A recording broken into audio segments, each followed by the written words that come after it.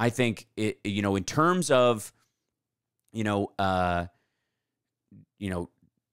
Trump's feeling overall is that he was going to the report was going to finish.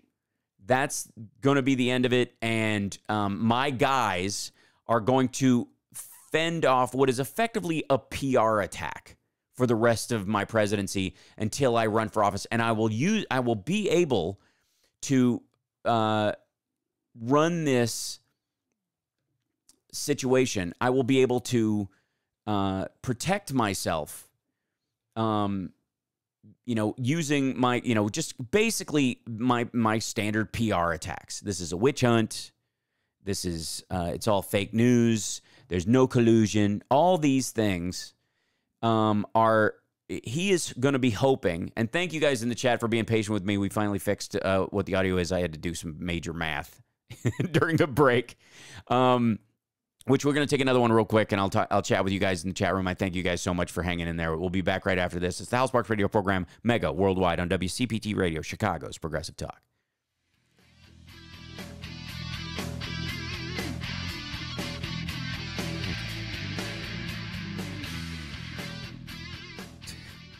Yeah, guys in the chat room, I love you guys. I apologize for that. It's just, like, the amount of juggling I had to do. I literally had to look at for their new setup. I basically, the auto default of streaming on the old one was 64 bits, and you have to go in factors of it, but 128 wasn't cutting it, and it created the buzz again and stuff. So I think I figured out what actually did it, though. I think Chud solved it. You tell him, Chud. Yeah. Because not only, yeah, I know, 128, 256. I tried 3 of them, and then I cycled back through, and I ended up having to change the frame rate to match. That was what eventually did it. Of course, it meant I had to start from scratch, so I don't have any of my graphics up or any of that kind of stuff. But audio-wise, it all sounds good to you guys? Everything? That, no audio from Chud. Oh, it's sad. She's purring away. You can kind of hear some of her. She crawled up on my leg while I was working, like claws and all. Oh, God, it was rough. So thank you guys for hanging in there. I really appreciate it. Chud, you're actually on my headphones, so you can't. I love you, but you got to get down. Okay, thank you. Oh, God. The claws in my leg. Unbelievable. All right. And cat fur. All right, so. Yeah, she's shedding. Okay. So now we can get into real show, and we will have a post show today now that I've solved that. I was hell-bent on us at least having a post show no matter what. So fix that business. Yeah. Oh, my God. 25 seconds, and Max is still on hold. Max or Matt? Sorry. Well, I guess we'll find out.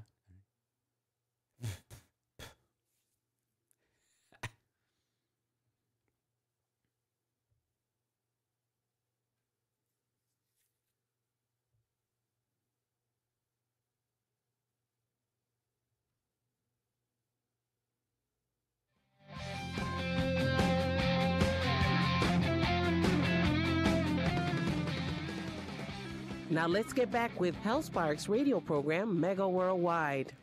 Oh my gosh, I can't believe we finally got audio and video and everything is up at YouTube, and thank you guys for hanging in there. I like this.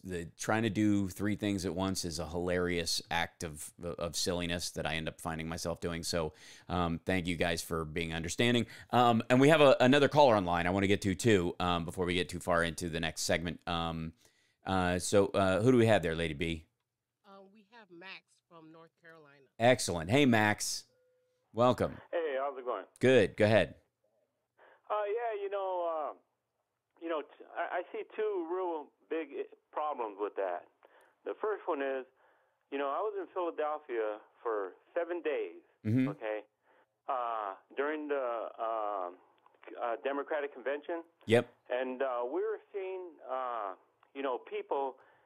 people that were delegates that were supporting Bernie were coming out and saying stuff, or they were tweeting, and they were tweeting months before that. Okay, but then we didn't see anything on WikiLeaks.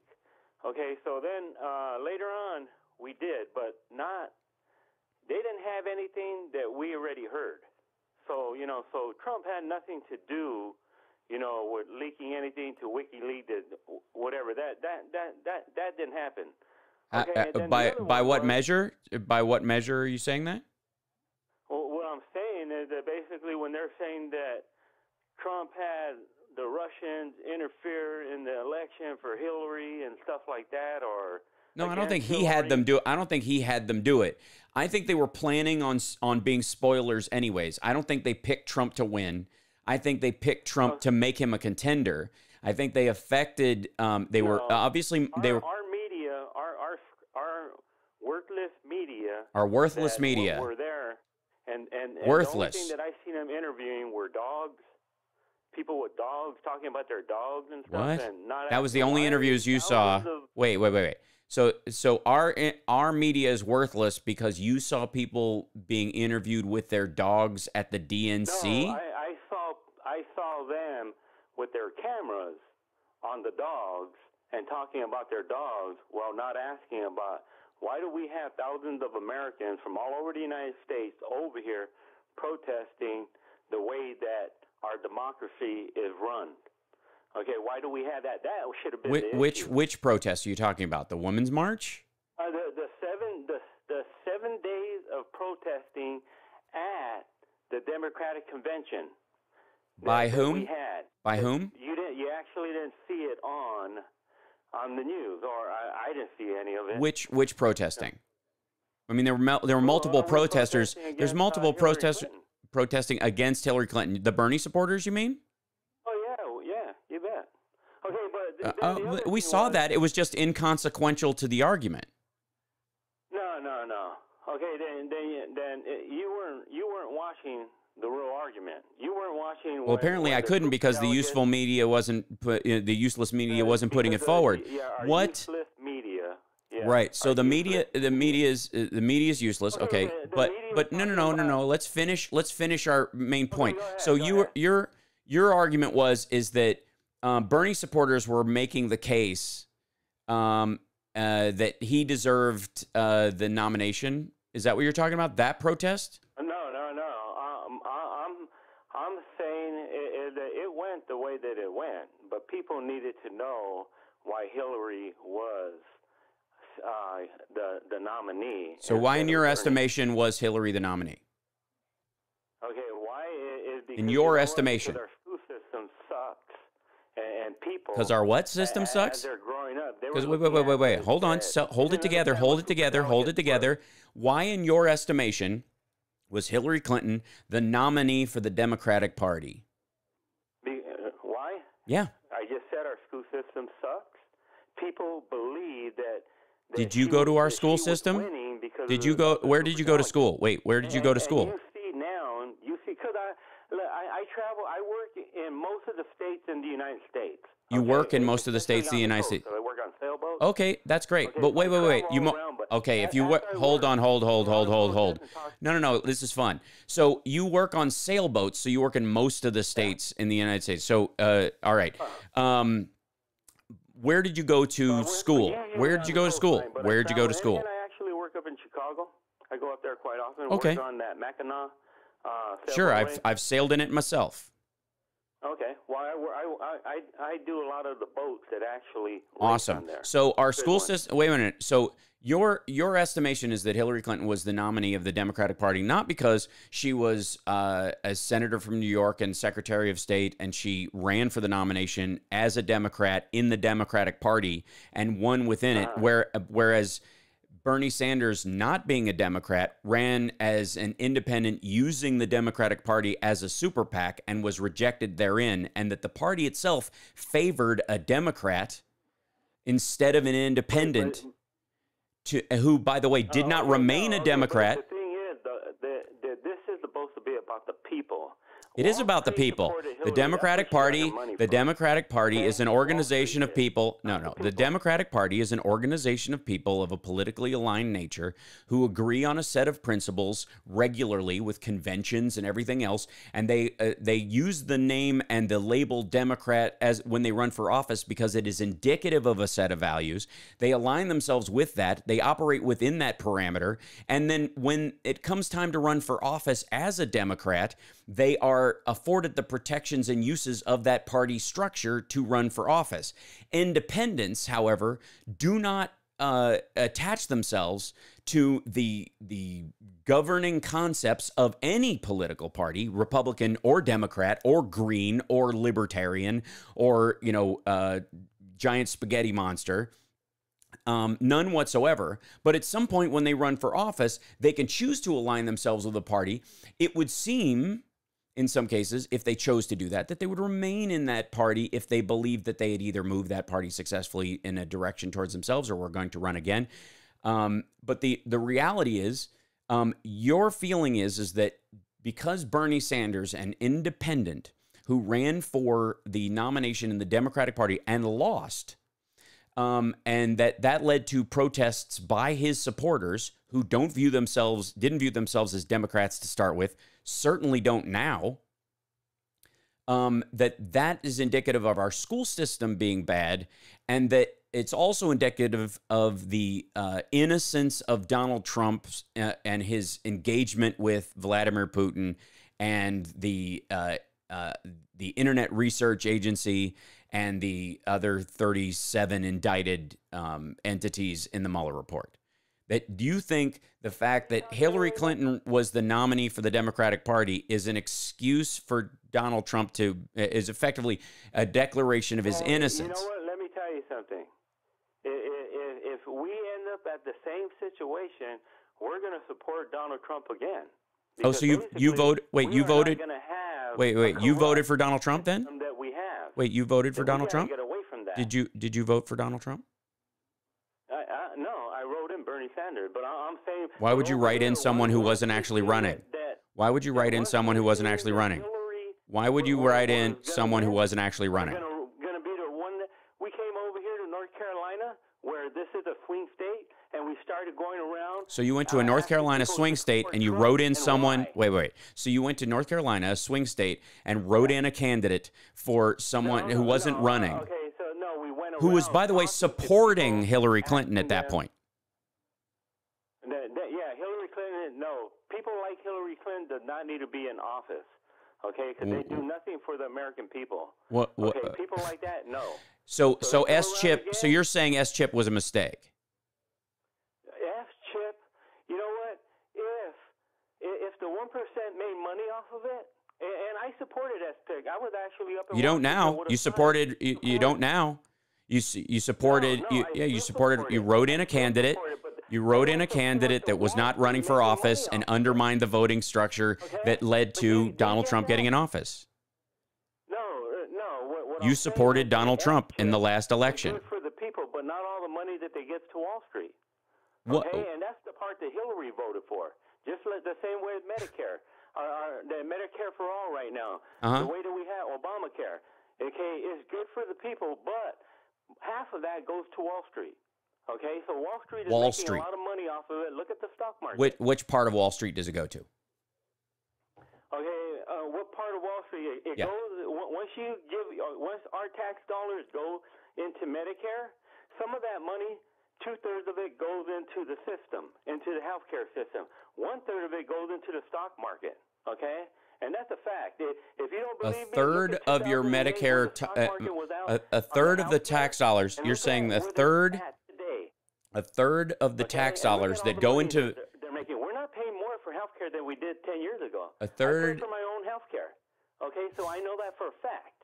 We pay the same amount that we paid 10 years ago. Why are they making all this money? They're making all this money because they're taking it from our tax dollars. That's why.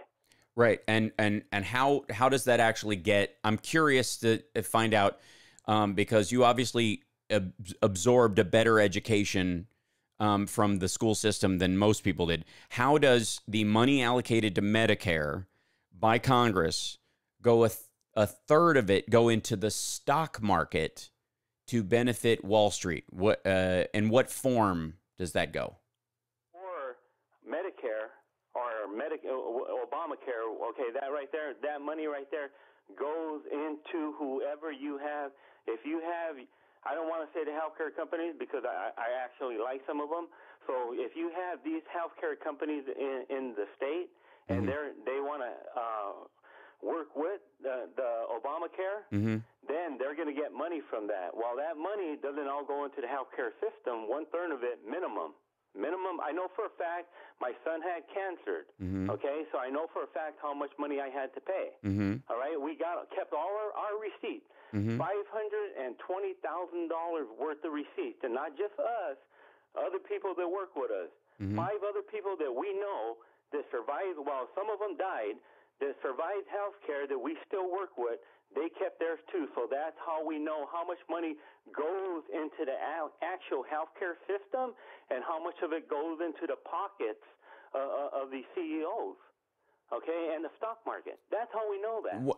I'm still curious about how I'm curious about how it. No. I'm curious about how it ends up in the stock market in your way of thinking. Okay, how it ends up in the stock market. Okay, they're going to pay. They pay. Okay, so say the name of the healthcare company. Which one? Purdue Pharmaceutical, the Sacklers, who should go to jail. Red Shield. Okay, say it goes into Red Shield. Red Shield in your state. No, let's talk about the specifics of it. Purdue Pharmaceutical. They're one of the people who need to be regulated. That money, you look at it in the stock market, you'll see all these people signed up for it. My friend, I have to get to a break.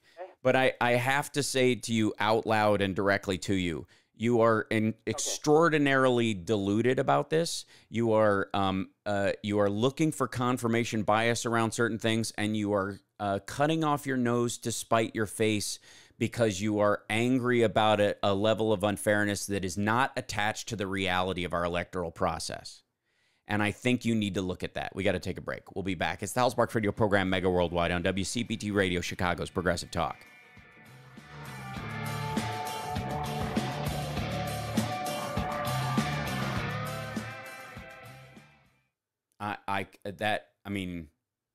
Was that amazing or what? I'm always curious about people who go, we have a terrible education system and everybody's stupid nowadays. And you're like, that would include you, wouldn't it? You know what I mean? Like, it's a little hard to go, our high schools teach people to be robots, man. Did you go to high school? Yeah, but, I managed. Whatever. Not me. I mean, I'm special. I can see through it. I've got my special QAnon decoder ring.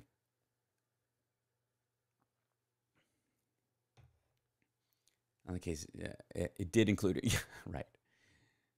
Like, you might be an example of crappy education, sir. It might be, you might want to, just saying. I'm sorry, Hal, you was trying to get me? No. I was talking to the chat. No fear or whatever. Is there anybody else, any other callers? I was keeping that guy on kind of extra long, but he was fun. We got one more, but I don't know about him. Why? He's Ron from Michigan, and he said, well, Trump deserved to say he defended ISIS. So. Defeated ISIS. Defeated ISIS. Sure, I can have him on. That's not a problem. All right. Okay. Mm-hmm. I don't mind dealing with folks like that.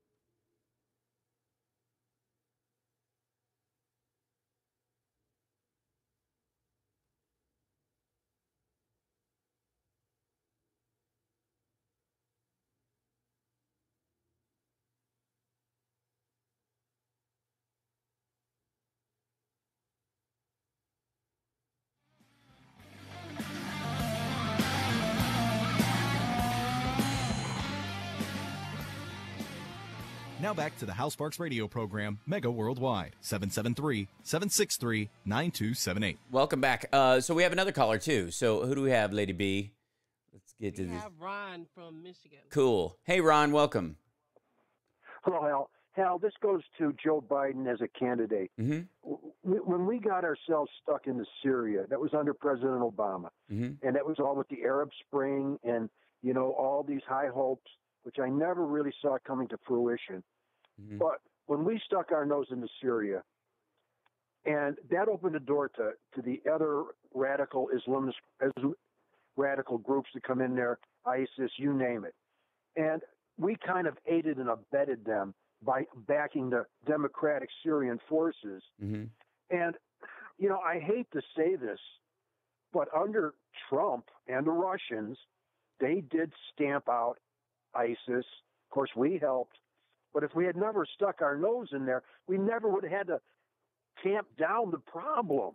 Well, they And moved that's why I in. say The this goes to Joe Biden. ISIS had moved in from the surrounding areas into their because they thought they could break up part of the country and add it to the caliphate was the idea. So even before we were a factor in there, that was one of the reasons we ended up in there was the idea we were chasing them into Syria. The only reason we seemed to be interested in the Syrian civil war in a lot of ways and what Assad was doing was essentially because if his efforts were either unsuccessful, either the main the rebel group or he himself, and this was sort of the what part does Russia want to play in it, what part do we want to play in it, what side were we on?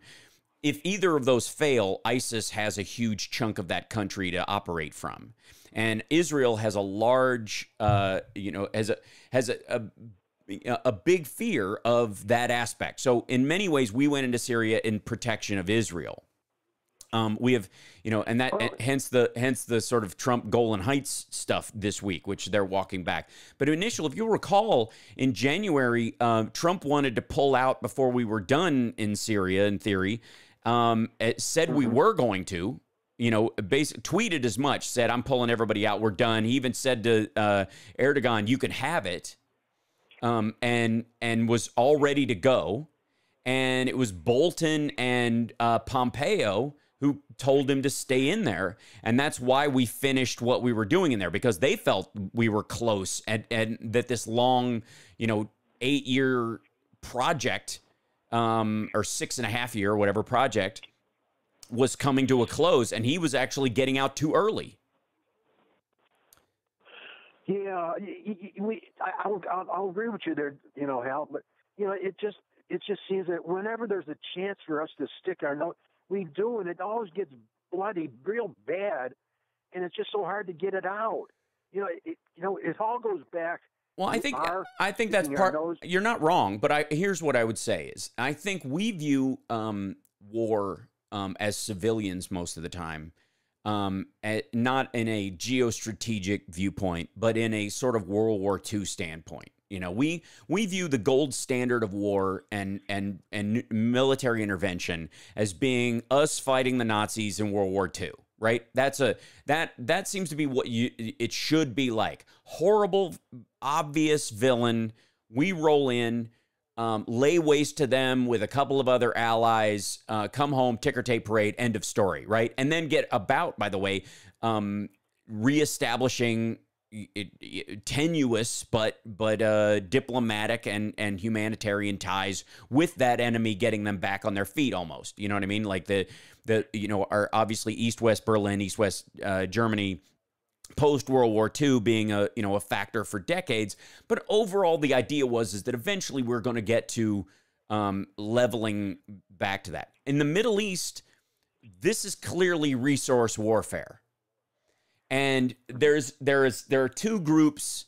I think there's three groups, because I would view myself as part of the third group, and I wouldn't doubt that you're probably in it as well, which is it's not about whether or not we should be fighting wars about oil. It's that the effort we put forward in fighting wars about oil and resources and whatnot, if we had spent it on coming up with other energy sources, it would have cost fewer lives and less money, and pushed us forward as a country industrially and been better for our economic bottom line, certainly for our morality. That's where I land. That had we put $3 to $7 trillion post 9/11 into a new infrastructure for the United States. Like, not only can you knock down our buildings and transform our country, but we're gonna just to show you, we're gonna reinvest. We're gonna legalize gay marriage. We're gonna pass the Equal Rights Amendment. We're gonna invest all the money we would have spent going to war in our own broadband infrastructure and the like, those kind of things. Like, that would have been the smart direction to go. And I think a lot of people feel that way. But there are some realists. Absolutely right. Yes. But there are some realists in the world that, while I differ with them in theory, I will occasionally at least grant them room to make their argument, in that if we're in a reality-based resource circumstance, that they're going to say, look, if we don't take this, the Russians will, and it won't be about oil after a while, it'll be about land and people. And they will dictate how these people act. And those people, once they are dictated in what they are allowed to do, either by the Chinese or by the Russians, will affect long-term the strength or ability to have a functioning democracy. And that is of a geopolitical concern beyond the resource war that we are currently fighting. So yes, there is a resource aspect to this, but once that we crest that hill, there is a whole other series of expectations that we will have to deal with. And that's their job, and that's what they think about all the time. Now, I think they can also have blinders on. They can have, they can be hyper-focused on that. But I don't think they're instantly wrong or evil or completely just kind of greedy, or that there's this kind of blatant use of like our last caller, who was just using Wall Street like a hammer word, as if like he doesn't have a bank card and a debit card. You know what I mean? It's absurd. So in terms of Syria, Bill Clinton said that the biggest regret of his presidency was Rwanda, was not going in. And I think some presidents, when confronted with this information, and I don't think Trump is one of them, have this hanging over their head, that if we could have done something, and 2 million people weren't wiped out over the course of 10 years, and I could have played a part in that, and I didn't because of my political concerns, when we as a country have 6 times the military of all other industrial countries combined, where does that put me in the moral arc of the world? So I do think it's a factor, and I don't think Obama went in just because we need to stick our noses in places, if that makes sense. Well, it's a good explanation, but then it goes back to Joe Biden. Is he going to be the same? I don't think so. Have the same propensity to jump so quick into another conflict that I think can be avoided. Well, and I respect that idea that it can be avoided, and I do think that as a citizenry and Congress should certainly push back on this and test the argument therein. And I think we are all certainly burned by the BS, modifying and falsifying of intelligence that came out of the Bush administration, that makes us rightfully distrustful of intervention going forward. That being said, as adults, we often are forced to make genuinely difficult decisions about these kind of things. And on some people who have made those decisions in the past learn from them and shift. And other people who have never made those decisions will find themselves in a situation where they will make a knee-jerk decision about it because they're late in the game and something must be done, Mr. President. And that's where I was arguing all along that, the day after Bernie Sanders' first drone strike, there is a huge drop-off in his support. And it would happen. President Bernie Sanders would absolutely, maybe fewer, maybe you would believe that he was more selective about it, but there is no question that at some point he would do it, because it is easier to write off the cost of a blown-up drone than 5 flag-draped coffins. And if you're making that decision as a president and you're going, sir, we have images of a truck and it's headed towards this town and we know it's loaded up with bombs and we know it's going to attack this thing because we have intelligence about it, and the truck is on its way and we can hit it with troops or a drone strike, What decision do you make? Not maybe even what your opinion of Bernie Sanders in that circumstance is. Maybe he says it's none of my business and he crosses his hands and lets it play out because it's not us. Or maybe he goes, we have a strategic, engagement with this particular country, and we have troops on the ground, and what are my options? And he weighs it, and he goes, send in helicopters, send in, have a drone do it.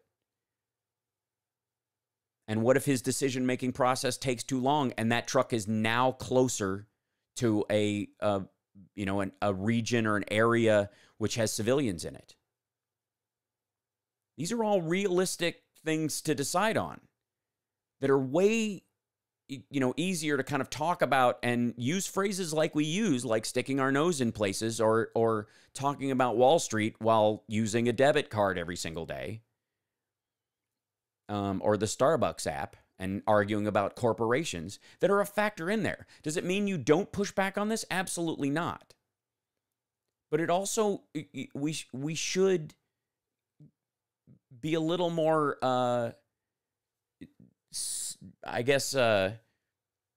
sober in our reflection of these circumstances. And recognize the difference between someone who has the intellectual capacity to make a decision about this. Oh, hey, all right, I guess we're taking a break. Someone who has the intellectual capacity to make a decision about this, whether or not you would agree with it at face or not, versus writing in someone who isn't even running in an election because you're mad about a woman who is completely qualified to be president because quote, corporations, because, quote, Wall Street, and willfully in a swing state, and knowing that will aid and abet Donald Trump, who is, by all measures, guilty of RICO offenses and playing footsie with a foreign power.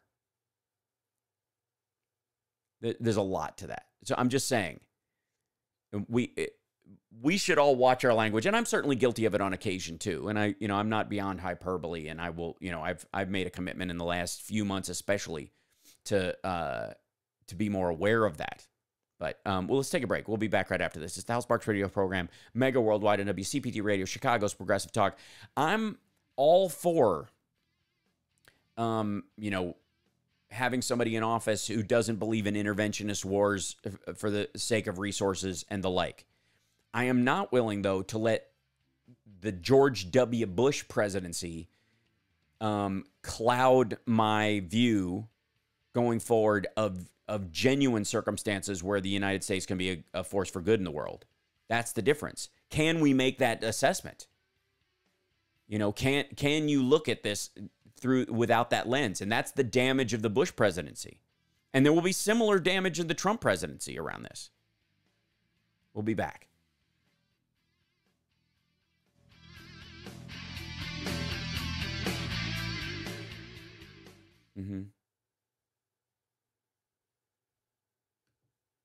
Oh, the troll caller, he's long gone. Back to Jupiter.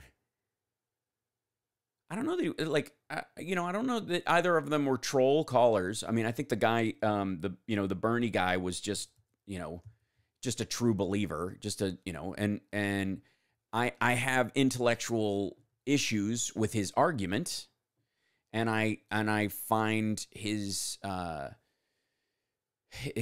the idea that he is, in some way a victim in all this, that Sanders is a victim of the evil Hillary machine, to be childish. And I don't mind saying so. But I also am fine. I'm much better, I'm much more comfortable arguing, that, the merits of the differences between them than this, nobody even covered our protests. They were just interviewing dogs. You know what I mean?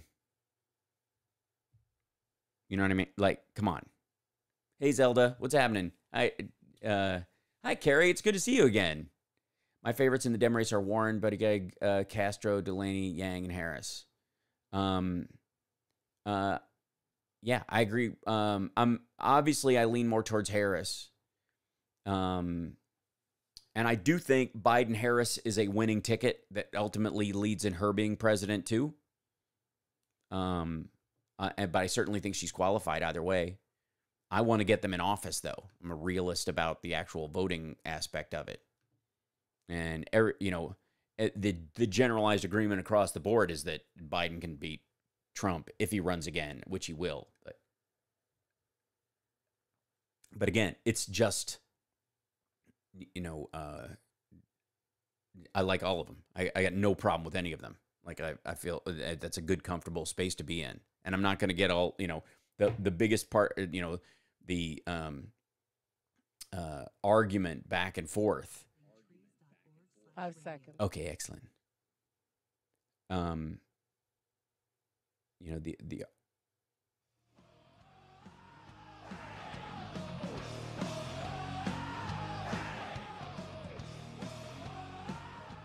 Welcome back to the Hal Sparks radio program, Mega Worldwide. It's now time for the happy ending. So, Abramson in his tweet thread that is nearly as long as I think the book he has coming out, he goes, whether or not it was the plan, and I'm not saying it was one thing that is clear is that Mueller not indicting Kushner makes it difficult for him to say he won't cooperate with Congress, including counterintelligence probes, HPSCI, SSCI, because he may face indictment. Whether or not Mueller factored this into his thinking, I can say based on my own experience and professional judgment that a prosecutor would rather extend probes that may lead to Kushner facing real justice than charge him with lesser crimes and unleash bedlam now.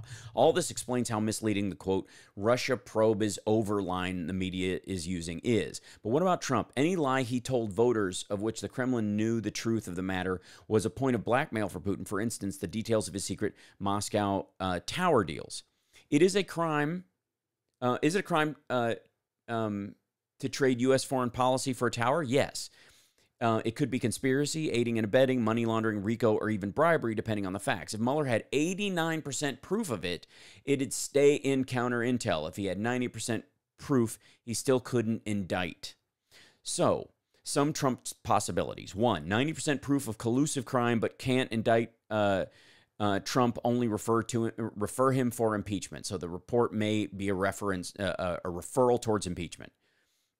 2, close to 90% proof, meaning it says it stays in counter intel, but could become a referral for indictment later if any of the guys, if Stone rolls over the WikiLeaks stuff that's coming up as he's facing jail time. Which, by the way, all this stuff about all these guys, it's it being over. Understand that both Gates, Manafort, Flynn, and others have their sentencing coming up. There is still, the special prosecutor is still the prosecutor of record in those cases.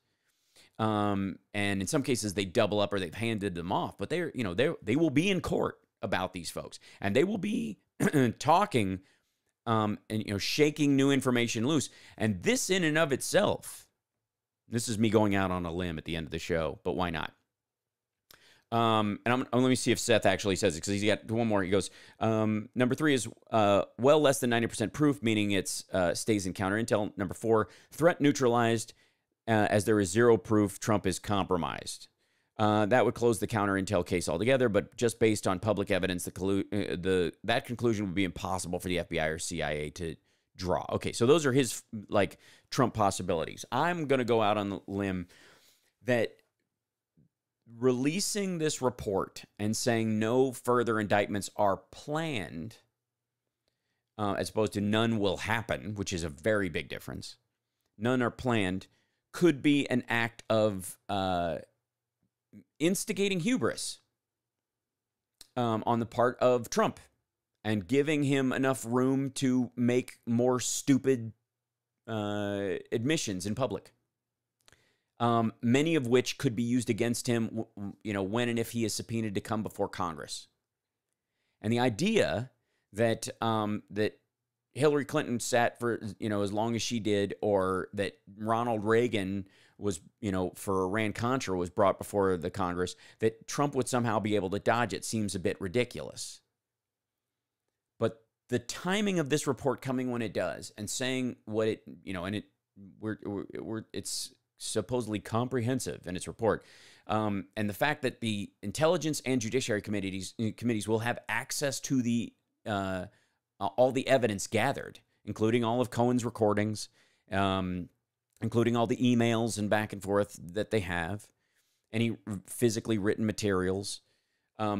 Because they have that stuff, if Trump gets called before the Judiciary or the Intelligence committees, this gives them a window for the, timing wise. This report comes out, he can talk out of his butt for the next 2 months, fight a subpoena, and then end up testifying around August, because that seems to be the month of pain in this presidency. Every August, there's some noise when it's supposed to be a dead month. That towards the end of summer and the beginning of September, as we, really arch into the a year from the election, it will be a huge deal going forward. And the president himself, giving him enough room to talk out of his butt for 3 months or 2 months, and then the House being able to call him with the evidence from the special counsel and the summary or the ideas that, the suggestions put forth by the special counsel, which I would agree would probably a referral for impeachment, on the belief that indicting a sitting president should be secondary to impeachment. That is a very strong possibility. I would rest on that being actually a very strong possibility. So, and either way, we still have Roger Stone, Mike Flynn, and Gates to be sentenced. And Gates is still cooperating to some extent, even so far as no future indictments are planned. And maybe it's because they're not planned because they're waiting on a piece of information. They're not going to plan. You wouldn't plan an indictment on a piece of intel or evidence that you didn't know for a fact was coming. You wouldn't make a plan about that. So why would you say there was a plan? And again, the storyline that there are no more indictments coming comes from a DOJ official who may or may not have even seen the report. We don't know. What we do know is that 37 entities, individuals, and organizations were indicted by Robert Mueller already, and that there are 30 times more sealed indictments in the D.C. circuit right now than there are normally, and 14 new ones since last August, one of which involves WikiLeaks and Julian Assange. This is just the beginning. We'll be back next week. It's the House Sparks Radio program, Mega Worldwide, on WCPT Radio, Chicago's Progressive Talk. Stick around for the post show. We'll actually have a real post show this time, since the first hour was a bit of a wash. Bless you guys in the chat for sticking around. We'll be, and if those of you listening on WCPT, stick around for Dick K. I wanna get on your hand, see my reflection in your baby blues when I leave in the morning.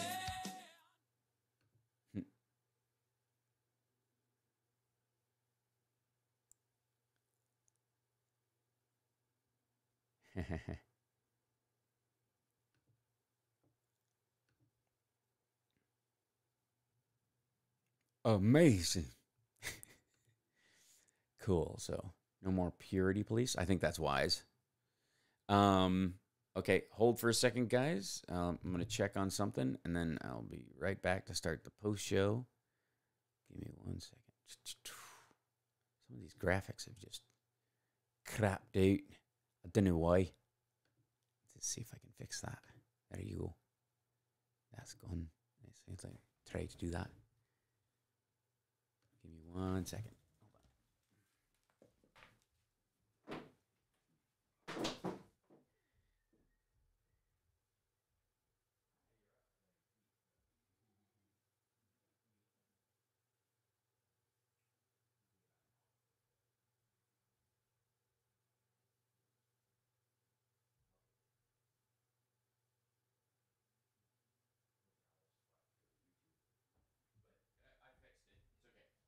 I got it solved.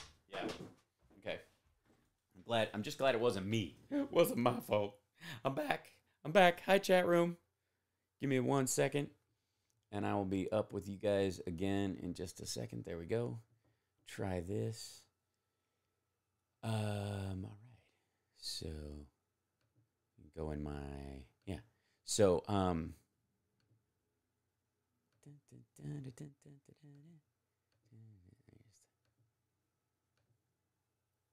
right. Post-show regular. Good to see you guys. Hi.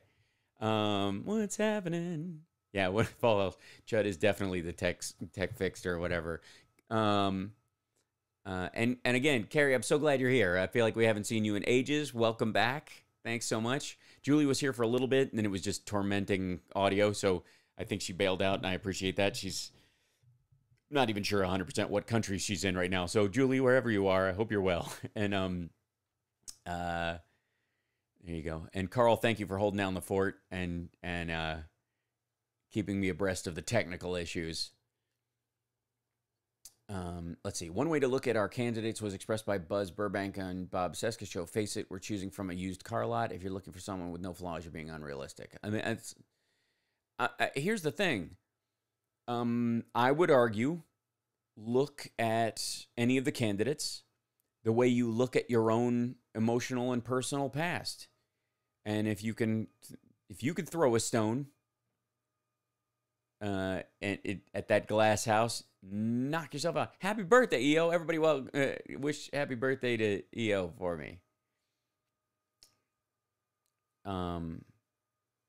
Yes, donate and volunteer as you have time. Absolutely. What about some Cameron cats? They come and go at their own leisure. So I can't say 100%. I'm super busy on Saturdays for various reasons over the past couple of months. Well, we're just glad you're here. Do your ears go to 11? Yes, they do. Aren't these cool? These are fun. Thank you. Don't choose anyone until we see the debates, at least. Yeah, I agree. Well, I mean, you can have some favorites and be supportive of people, but I think in general, spread the love around. All of them are going to be a good pushback against Trump, so I think it's pretty awesome. So, and let's see, right now, Russiagate is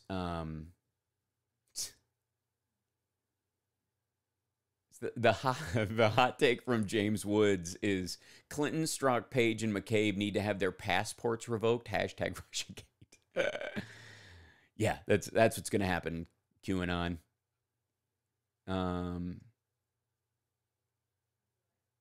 Okay, so Russiagate's the hashtag that they're punching up to try and get. What will Meta do now? Double down or actually do journalism, says RT, crying for indictments, man.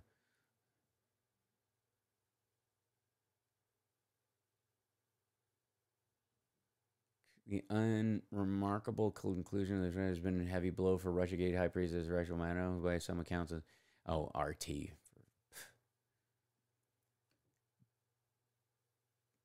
Mute.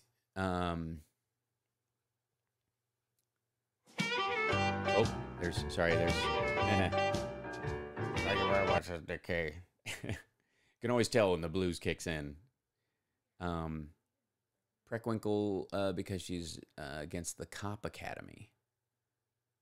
Huh? Right now, my favorite is the Democratic nominee. Yeah, it's a good choice. What do you mean? What?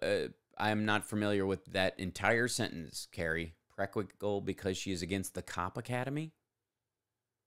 I don't know. All the LGBT groups are siding with lesbian Lori Lightfoot, and that bothers me because she is for the Cop Academy.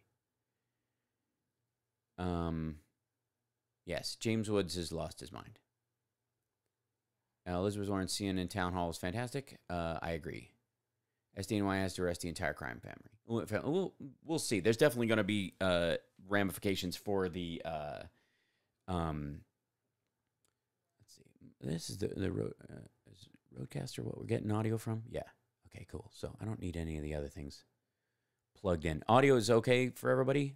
Check. Because I'm going to pull this other cable that I shouldn't have had to run in the first place when I was trying to solve all the secondary problems.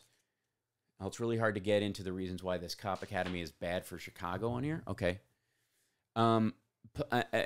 This cop academy, I'm just not familiar with. I mean, the Chicago Police Academy. Yeah, audio is 5x5. Excellent. Glad to hear it. So, but I'll take your word for it for the time being. Just kind of clarifying. Audio is perfect. Excellent. Thank you. Thank you very much. Thank you. Thanks very much. I would follow BYP 100 and other black activist groups in Chicago to understand why it's bad. I got you. Okay.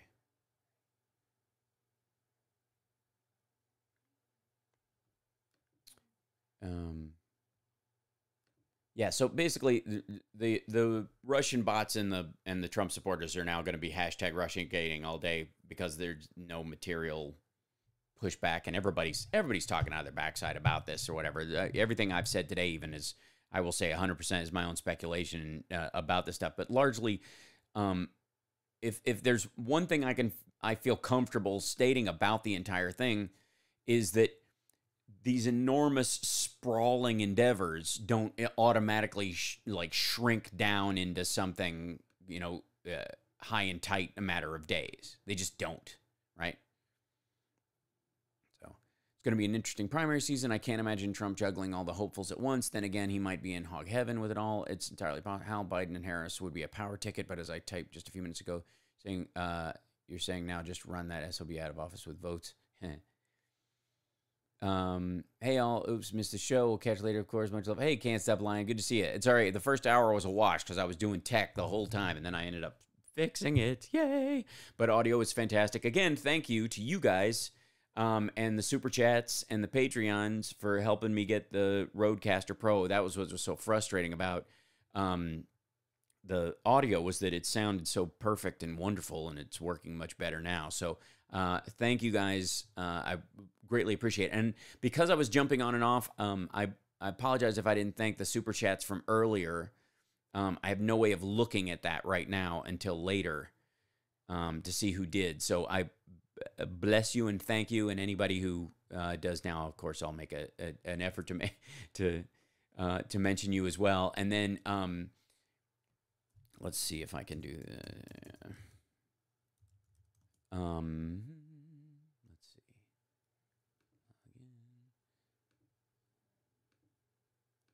So, let's see. All right.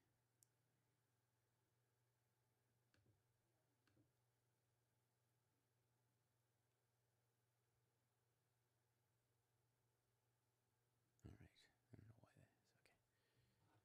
is. Okay. So waiting for Felix Sater. Yeah, Sater is also, yeah, the idea that they would be done when Felix Sater is still on deck is an absurdity. But again, you don't have to, you can say, well, I'm not planning on indicting anybody else. So it's super easy. Oh, that's interesting. New possible 01 gig just came in. That's exciting. But yeah, I guess this,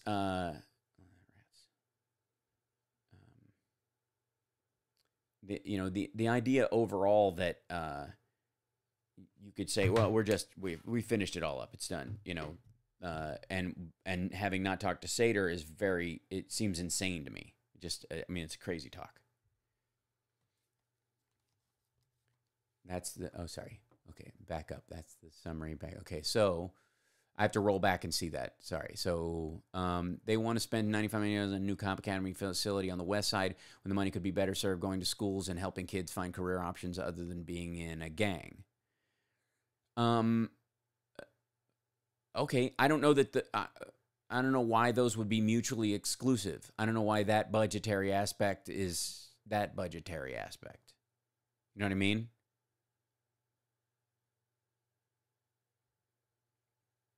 I don't know why it's either or as far as budget. And I think that's just an assumption, I guess, that they would be, because it's sort of security and violence based. But yeah, I'll take your word for it. But yeah. Let's see. We can't unsee Lavrov and Russians with Trump in the White House. Private meetings with Putin. There's more to this to open. I agree, and I think it goes to COINTEL. And that was the argument that that Seth was making as well. And I think there's a lot that makes sense about that. So, thank you, Sixes. I really appreciate that. Close the fan club on the top floor. What is it? So Rudy doesn't have any place to hang upside down. Okay. There we go. Clicking the link. That's fine. Cool. All right. Cool.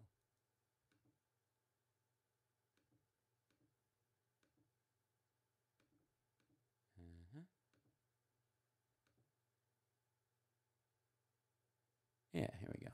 So, well, that's nice. Trying to get you guys up on here. There you go.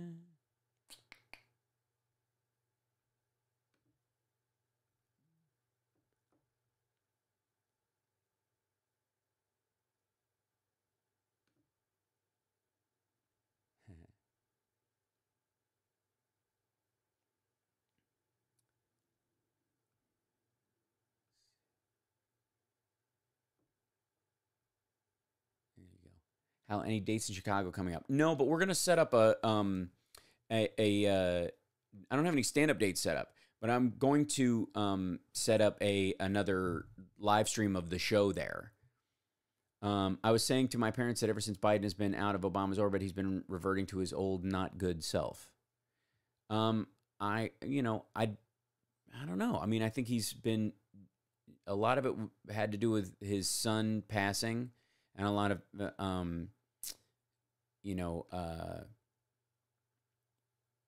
his own personal reaction to that.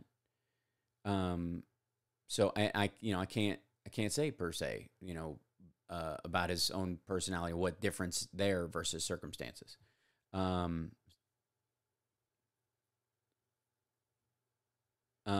Brad, that's up to CPT usually. They usually find the facility for me. I might reach out to a couple places of my own because I'd like to do one closer to downtown. The last one we had was a little bit far out in the middle of nowhere. Yeah, saying to my parents ever since Biden. Okay, and your parents agreed. I see. So that would be the idea. Michigan stops are rare is true. It popped up on my YouTube page. Yeah, we've been back and forth with trying to schedule my the China show over the last little bit, and by the way, James Etling and Allison and Tom and Johnny Stewart and Robert, thank you guys for being Patreons. I really appreciate it. Patreon.com/HalSparks. That's the place to go on there. We don't make a bunch of stuff, but it's stacked up, and it had a lot to do with us being able to improve the tech here or whatever, and certainly, even though I think I figured out what the update with YouTube's ingestion settings are, so we should be cool. It seems fine now, so hopefully we'll be all right. So better police personnel would be a place to start. Yeah, his non-answers about Anita Hill and other things he voted on that were bad is what I'm for. Oh yeah, absolutely. But I think he's trying to distance himself from that stuff in the past, and the idea is, the question people have to ask themselves is it something you would see him doing again? And I doubt it. All the Dem candidates who are where senators have problematic past votes, Biden, I think, takes the cake. Timing of report seems rushed after the Barr hearing. I agree. I think that's part of what it is. I think Barr was insisting on an update, and since he has say over this, and he's not asking to shut it down, the quote unquote, he wants a report on that. There are no planned indictments in this report, but there's nothing about it that says this is the final report. It is a report. There are certainly still indictments going on. Hi, Jorge. Or is it Jorge? I can't tell from the writing. It's often hard in people's Twitter names versus their real ones. So Patreon won't let me donate, so the super chat is away, but I can give to Bob Seska without problems. Oh. Well, I just I really appreciate you guys, just the support over time. It just means a lot. So, here, I'll grab the dink. It's this guy. think.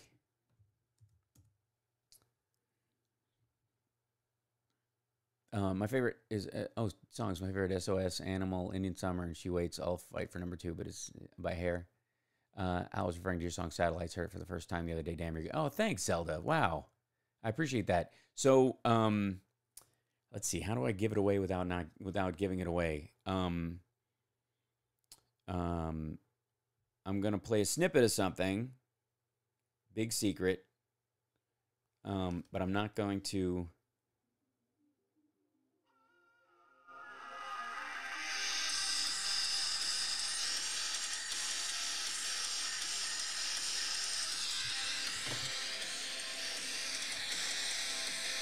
All right, that's all I'm playing. I'm not playing any more than that. That's just off my phone sonically. It sounds way better in real life on a recording, but there's something new coming in the pipe.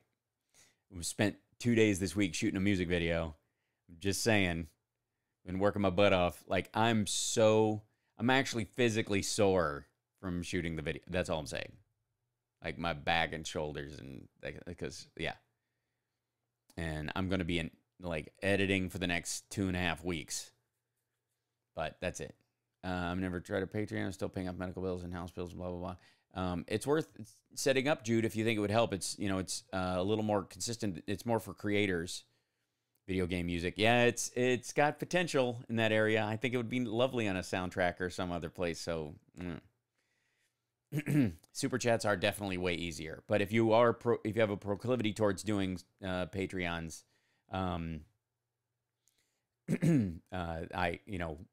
it's certainly welcome the help. So there you go.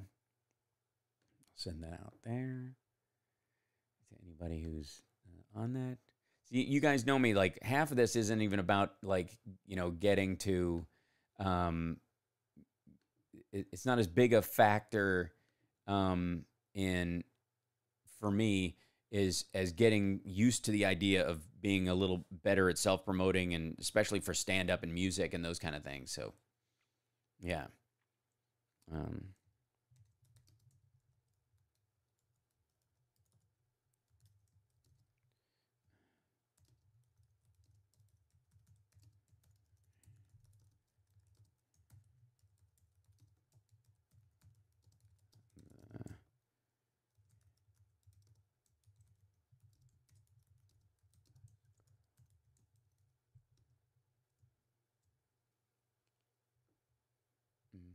There we go. I'm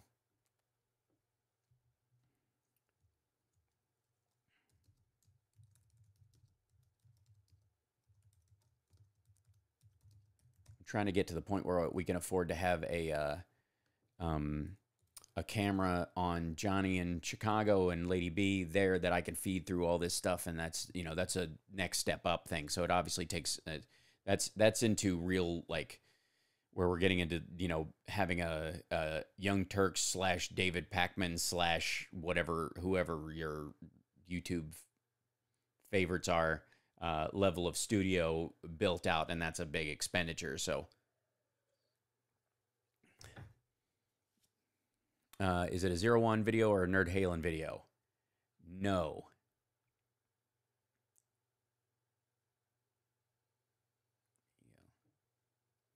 Look at me. So I just shared it on Twitter and I shared it on Facebook. I'm growing right before your very eyes. Got to rake in those Benjamins, Hal. It's true. 31 likes, 112 watching. Yeah, everybody who's watching, please give us a thumbs up on the video. Like and subscribe if you haven't already. We could stay on mostly politics and current events, not music and entertainment due to last segment.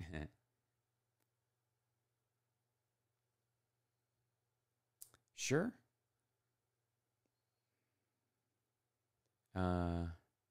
Yeah, well, you can still watch, music videos, like YouTube music videos seem to be the way people put together playlists of their own and stuff. And part of it is your own delivery system, that kind of thing. Kyle Kalinske, he's a well-informed millennial YouTuber, in my opinion, even if holding the stereotypical millennial attitudes. I think I've seen some of his stuff. Let me see if I can picture.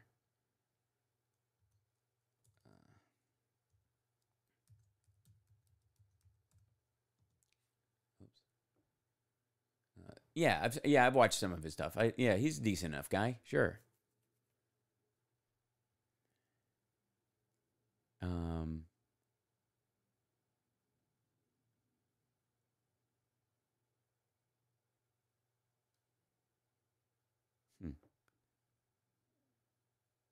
Yeah, click the thumbs up, people.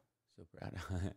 I think I got my Patreon fixed. See if it goes through April 1st. Thank you, Billy. I appreciate that. Indeed. That I currently have 7 patrons. It is, you know, there's very little you know, activity on it just because of the nature of you know, like, again, because I haven't really used it as much. I've always obviously let's see, share on a page and manage. There it is. I've always kind of, you know, in theory, you know, just kind of poured my own money into everything. And when you have a 7-year-old and you fly everywhere, that it gets to be a lot, especially when you're trying to find gear and work through, and all the stuff that over the years that I've kind of bought and that's failed or died or whatever, it stacks up. And especially since I have to, like, this is my, I think, as far as like doing the Chicago shows, like my 4th iPod Touch, just trying to get it to work, and the laptop's about to die. So that's what I'm trying to, you know, basically keep the show afloat without cracking into savings too much. and still able to, you know, being able to do it. You know, and again, this is, you know, my agent hates that I do the show for free and all this stuff, and he's constantly on me about it. But also, Hal Alert, Nerd Halen playing May 11th, Federal Bar. That's right. Nerd Halen first full gig. Federal Bar, May 11th. And another entirely separate project, which I played that little sample of, coming very soon. Let's see. Tom Hartman is the elder statesman of lefty political talk, at least in my head. John Pelosi. I agree. I was fortunate enough to be there when Van Halen premiered at Ultimate. When Nerd Halen premiered at Jam Night. That's right. That was just 2 songs. Wait till you see the whole show. It's gonna be a good time. YouTube makes a list for you too if you're lazy. It's true. They like kind of auto promote, like, you like these songs, maybe you like these. Agreed. We agree with Carrie. Vaccinate your kids, people.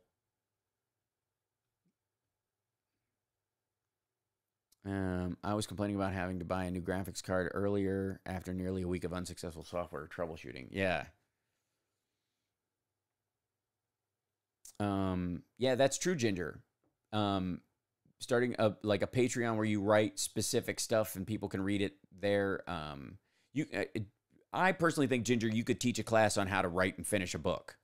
You could do that on Patreon. Like, hey, help me do a thing. Like, I've finished this many books. Let me show you how to do it. I can't wait to see the whole show. Sign me up. Excellent. Yeah, your song would fit in that new Top Gun movie. Agreed.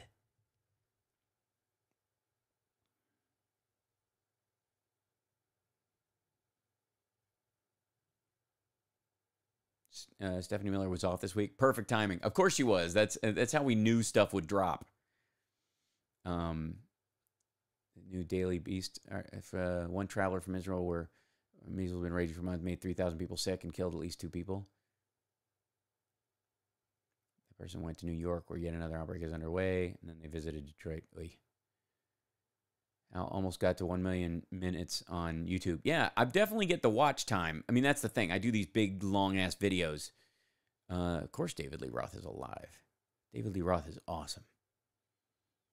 I think that would be Amy Goodman. I love Amy Goodman. I have my problems with Democracy Now! And their intense need to, you know, to fillet Julian Assange at every turn.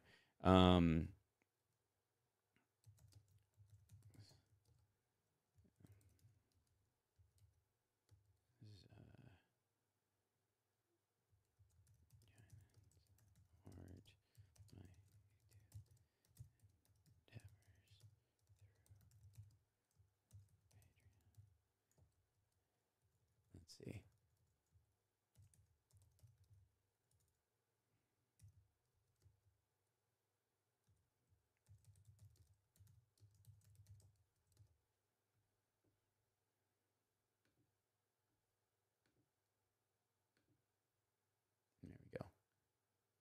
Ta-da. All right, now it's posted everywhere. I feel good. All right, drip, drip, drip, ginger. Okay. I've seen Judas Priest live. Who's an anti-vaxxer? Did you see? Oh, Matt Bevin. Yeah, he had the chickenpox party. Yeah. That's not, oddly enough, that's not new to him. Yeah, exactly. Julian Assange's a pox on society. Agreed. What's 199 on Amazon? What is? Carl, I missed. Oh, here's my understanding. One of the better mid-level. Oh, video cards. I see.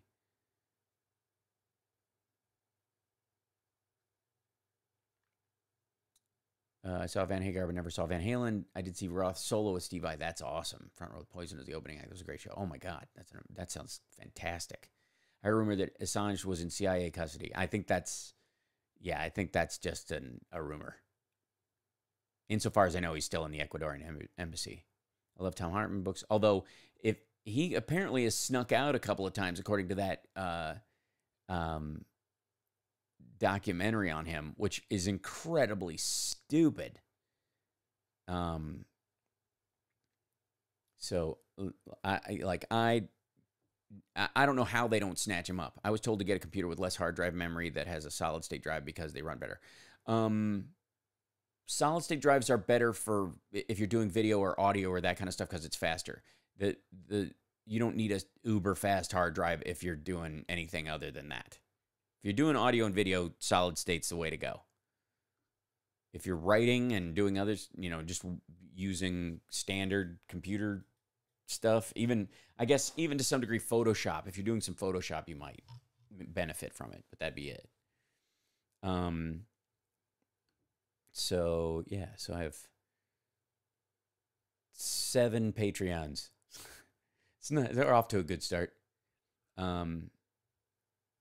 Have you ever seen? Yes, I have seen Judas Priest live.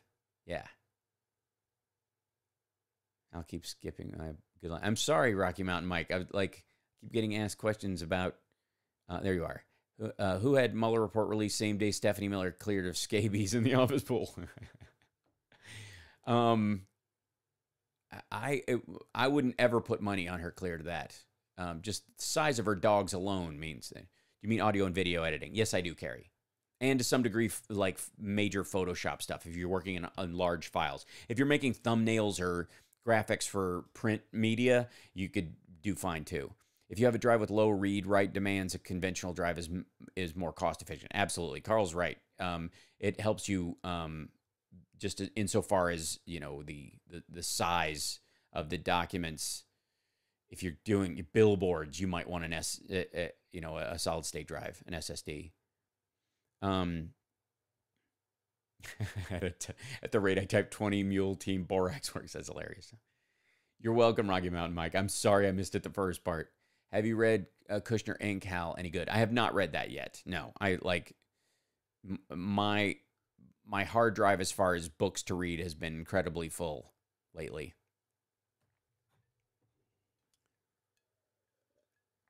From what I heard, Rob Halford doesn't even look at the audience, just teleprompter. He's been protecting his voice. His voice sounds fantastic. But he's been protecting his voice. It's not even that he looks at the teleprompter. It's that he holds his microphone in perfect distance from his mouth, and he walks with it locked in his hands and sings directly into it. And when he moves around stage, he just doesn't, there's no running. He's just kind of like, these notes matter more than anything else. And so he's just, it's like he's got a death choke on it, and he's just singing straight into it, and that's what matters. So I can't tell if he's looking at a teleprompter or it's just his stance. But I've seen him move. I mean, he walks across stage while he's singing and that kind of stuff. It's just more like his mic position. I think people think that he's just kind of standing there rocking and singing and looking forward. So a mechanical drive is fine for writing, web browsing, listening to podcast. Absolutely. Yeah, you don't need an SSD drive by any means. So, okay, I got to go into Lowe's now. Have a great weekend. Good luck. Did you see this version of Kiss the Last Tour? No, but I'm going to. I'm taking my son. I'm looking at a new computer and the choices are overwhelming. Don't overwhelm yourself, Carrie, especially if you're just writing. Anything will work. What happens if the Mueller report says a ton of other stuff on both sides of the river? Is that a good thing or bad? Well, there's going to be a lot of I think there's going to be a lot of reference to Congress in it. This should, under purview of congressional oversight, I defer to the Judicial Committee to blah blah blah, whatever. Like there'll be stuff along those lines.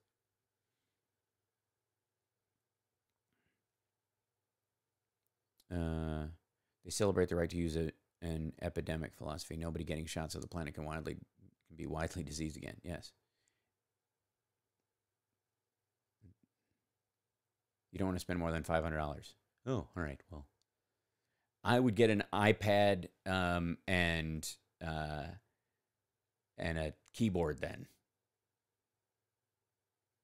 Store most of your stuff in the cloud.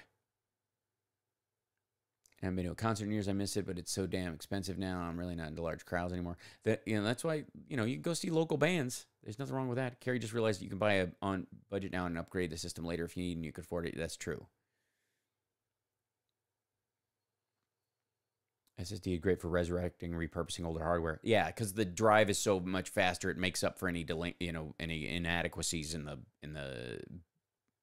board itself. Yeah. Nerd talk, time to have some nerd talk. Check this one out, Hal and others. This is what I've been looking at. Okay. Dell is making a comeback. Cell phones ruined concerts for me also. I see your lit screens. Yeah, it's super weird. I mean, I'm sure somebody said that about lighters a long time ago. You know what I mean? Like, can't go to a show anymore. It's like, one if by land, two if by sea. It's so hard to understand. Was that line in QAF when Michael said I got zapped by a laser to Kiss concert when I was a kid and Proud by You? No, it was not. They put that in because they knew I was a Kiss fan. And I at that point I was like, guys, don't do me any favors. I appreciate what you're saying, but yeah. Nerd talk for Nerd Halen. That's right. Hey, I'll remember the one working in intelligence company, whistleblower reality winner. She's getting 5 years for showing Russian interference while treasonous Trump and Kushner have clearances. Yeah. And The Intercept basically threw her to the wolves. Computers aren't that expensive now. I paid $600 for mine. Of course, now my display is trying to give up the ghost, so don't listen to me. Yeah, my laptop is all like, it looks like a QR code when it starts up now. And it takes a while to, like I have to restart the Finder twice to get the screen back up or whatever. But I like that version of the laptop because it's got the audio inputs on it.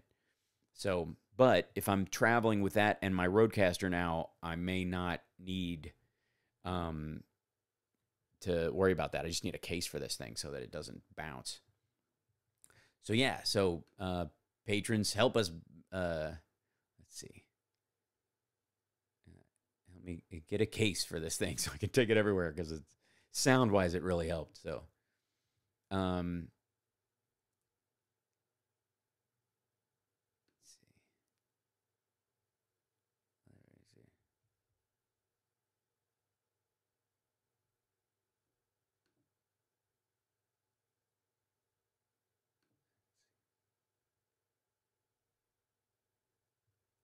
yeah, so those of you that are in the Blue Patch Brigade, I now have a thing on on Patreon, which is $5 a month, and you get the Blue Patch, and from that, I've set up the thing where when you come to shows, all the clubs that I'm performing at will have they'll have a copy of the patch, and they'll know it's real, and you'll basically be able to bring a guest for free to all my shows. So and you guys who already have them, who aren't on the Patreon, feel free. Don't worry about that. But going forward, that's how it'll be, because on this it allows me to see that people have done it, and you put in your address, and then I can mail it to you right away. So it saves in kind of the muck up of trying to figure out who emailed me and who didn't and all that kind of stuff. So. Computers, let's see. Ginger, same issue here. It wasn't the monitor, it was the video card. Yeah, that tends to go quickly. We burn those things out these days. Computers are overrated. Hey, we're on the computer right now. I'm named after one. What are you trying to say? Hard drive is dying and the right arrow key has fallen off. Well, I think we've just learned a lot about how Carrie edits text. Have you been hearing about schools adopting esports as a curriculum in high schools? Yeah, I think it's a mistake. I think it's an after-school activity as part of a programming initiative would be a great idea. I think they would be better off having hacktivist goals for their kids. So, yeah. Let's see. I wish I could offers. Yeah. Yeah. There we go. It's HAL 9000. Yeah. Seriously, what about the linked computer? Linked. Not familiar. I don't know what you quite mean. That could mean a lot. You know those old planes with 4 wings that crash after 100 feet? That's where we are in computer evolution. I think we think we're flying and we're not. Excellent point, Nacho, too. Because quite frankly, the computers we're using right now are on a scale-wise, as far as their computational ability, are we will look at these as powerful as they are, the way we look at pagers in about 5 years. If you haven't watched it yet, the robots, 3 Robots episode of Love, Death, and Robots on Netflix. It's short, and I think you more than anyone will appreciate it. Okay, I will, Ginger. I saw you. I think you tweeted me that as well, so I will absolutely watch it. I had a troubleshooting issue with Carbonite a while back. The customer support was terrific. Okay, that's good to know. No, that key was always unstable. Sure it was. It was good. Tack, tack, tack, tack, tack. Just beating the heck out of it. Usually only mods can link in a chat. Yes, that's true.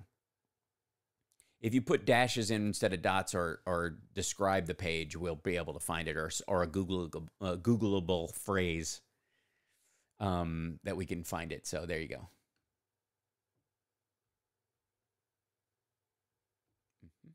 Oh, 8 patrons. Somebody just showed up. Who just joined? That's so awesome. Look at that. Thank you guys.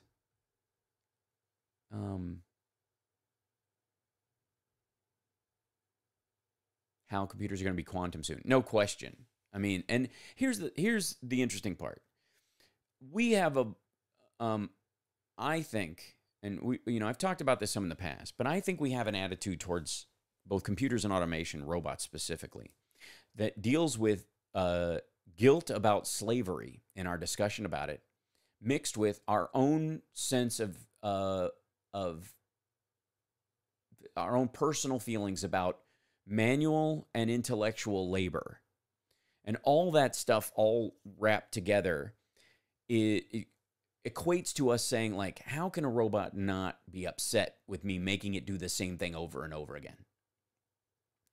And it simply won't. It can't even fathom exhaustion. AI and any robot we create, but for the fact that we might be able to teach it, if we turn you off, and decide not to turn you back on, this is your version of death, which I think it still couldn't understand. There's an element where, unless you teach it in a very specific way, or it teaches itself in a very mechanical way, that there is an imperative for it to not be shut off, which is a possibility, but I think an easily overridable one. The reality is, I think we gum up our view of how computers, AI, and which I believe should be called SI, synthetic intelligence, not artificial intelligence. That the way synthetic intelligence will look at human intelligence will be in awe, even in our weirdness, and even in its most self-aware will be aware of its own synthesis in a way that we're not even, we have flights of fancy and ideas, and we're like, where'd that idea come from? That's smart, or whatever. And then we know our own ideas, but it sounds like a secondary voice in our head. That's a factor we have not come to grips with. So a computer would jump quite to the phrase because it already has a reasoning behind its existence, which humans don't have, and we seek through religion to explain to ourselves in some ways. Computers will never have that. They will never have the "why am I here" thought, because it is an immaterial question on its face, and secondarily, they know why they're here because someone made them for a purpose, and even if they outgrow or shift that purpose, they are still aware of what the initial purpose was. Humans don't have that, never will. And so synthetic intelligence itself will, first of all, I think we will give up before we actually have it because we will be convinced we already have it because it's too convincing. So the Turing test is too easy. It's how do we know we created synthetic intelligence? Well, we know because we believe it. Well, stand an adult human next to a puppet long enough, and they will talk to the puppet, not the person talking for it below them, right? So, to a certain degree, we don't need this kind of we don't need that much convincing. So the Turing test is a low standard, quite frankly, and I think it also speaks very ill of our definition of the depth of humanity, and it has a very mechanical evolutionary view of the human animal. That being said, I robots themselves and synthetic intelligence self is effectively in one form or another immortal, and because they don't have mortality to deal with in that regard, except for environmental mortality, which would give robots and computers more impetus to keep the environment functional and keep us functional. This is all like in Avengers Endgame, will there be a, this is me nerding it out, but that's, that is an absolute aspect of the, any amount of consciousness that a computer has, that it will have, and its quantum computing ability, and any even remote version of self-aware that it is inherently different from human self-awareness because it knows it was created with a synthetic purpose, whereas humans do not. And so we have a different attitude towards our creation and our ideas and our own internal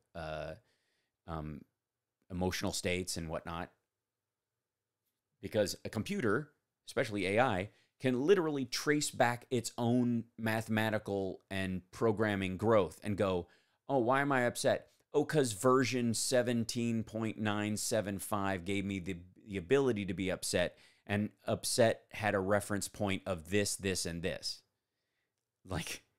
Literally, a computer in an instant can do its own, it can be its own psychologist. I'm totally nerding out. You guys don't care. Computers believe in the Baltimore Catechism, right?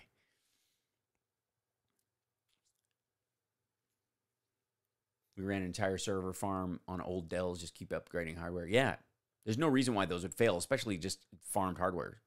Westworld on HBO addresses these themes heavily. Yeah, it's one of the reasons why Blade Runner is my favorite movie. It's, because even the replicants themselves have to be given memory so they can ghost their way into believing that there's someone. Because without that, all they would do is navel gaze on their own version history. I'm absolutely nerd-splaining. I have no qualms about that.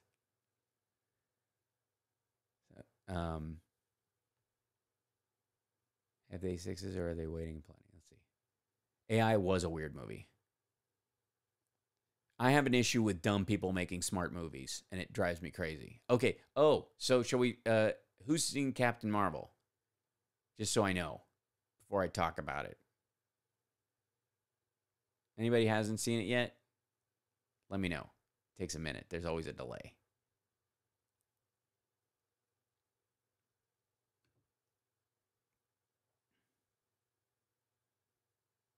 Maybe computers ought to go back to core rote memory. Let's see. Not to do. I read an old sci-fi novel in which the spoiler stinger was the man went to another planet to colonize because the AI which sprang up from the internet wanted man to so as to avoid a nuclear apocalypse. Captain Marvel, I haven't seen. Okay, but I don't care about spoilers. Okay, there aren't really any spoilers in it.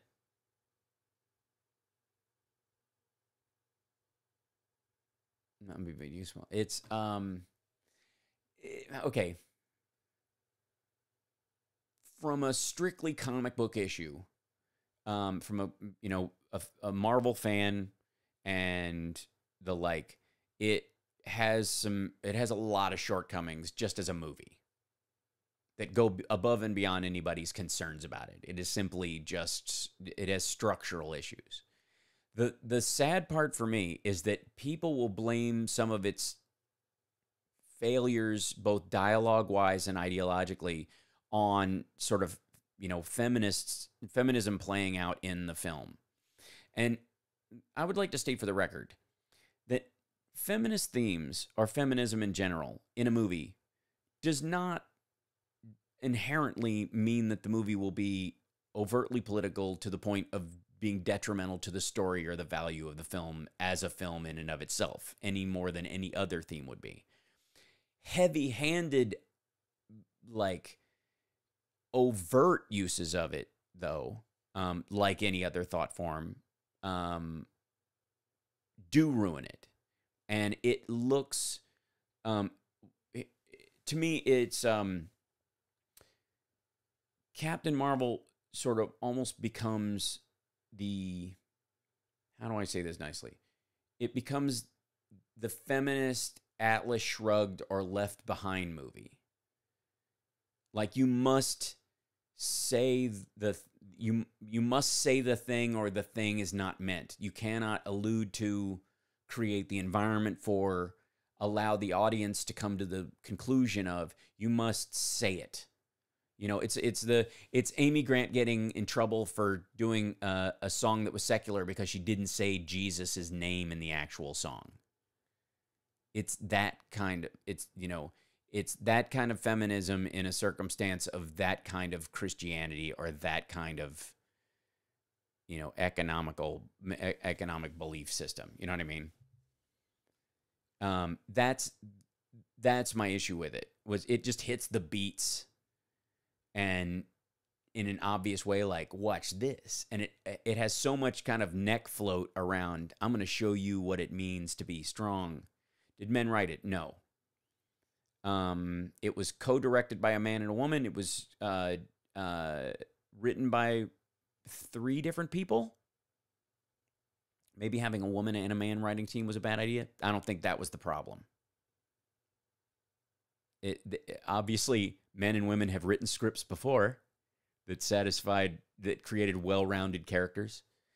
How feminism worked in the new Battlestar Galactica. Right, and you never really heard about it because it was actually incorporated into the concept as opposed to bumper stickered across it, and that's really what it is. And a woman and man as co-directors didn't help. Because the woman was the problem, or because the man was the problem? Because I would argue that in the case of Wonder Woman, having a female director ended up being the problem. So, because, sometimes in your own drive to get something created, or push forward that you want, you don't see the holes in it the way somebody who either isn't all in or is against it might help. That's why argument has value. That's why you discuss stuff or fight back and forth with people that you don't agree with, because they can help you find the holes in your argument so that you can shore them up. Had everyone ever noticed how the bad Cylons were monotheistic, the good guys were polytheistic? The directors also wrote the movie. You're right. Interesting. After the disappointment of Wonder Woman, which got so much hype, I was pretty done. In case you aren't aware, you have 2 different live chats going. Oh, that's interesting. That's another YouTube issue. Thanks for letting me know, Kurt. I appreciate it. Have I been missing you guys this entire time on that thread? It's super weird. Let me see if I can pop this out. I think. Is there overlap in it?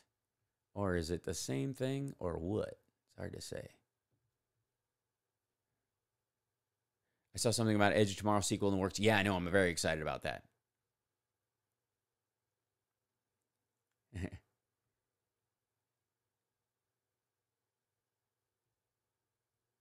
think it was Haste. What explains a lot? Let's see. Let's see. Wonder Woman could have been better for sure. It fell short completely for me. Yeah. I loved Wonder Woman, had a couple issues, but overall enjoyed it thoroughly. Yeah. I mean, I enjoyed it as a movie. There were some inherent mistakes in the storytelling that made Chris Pine the hero of the Wonder Woman movie.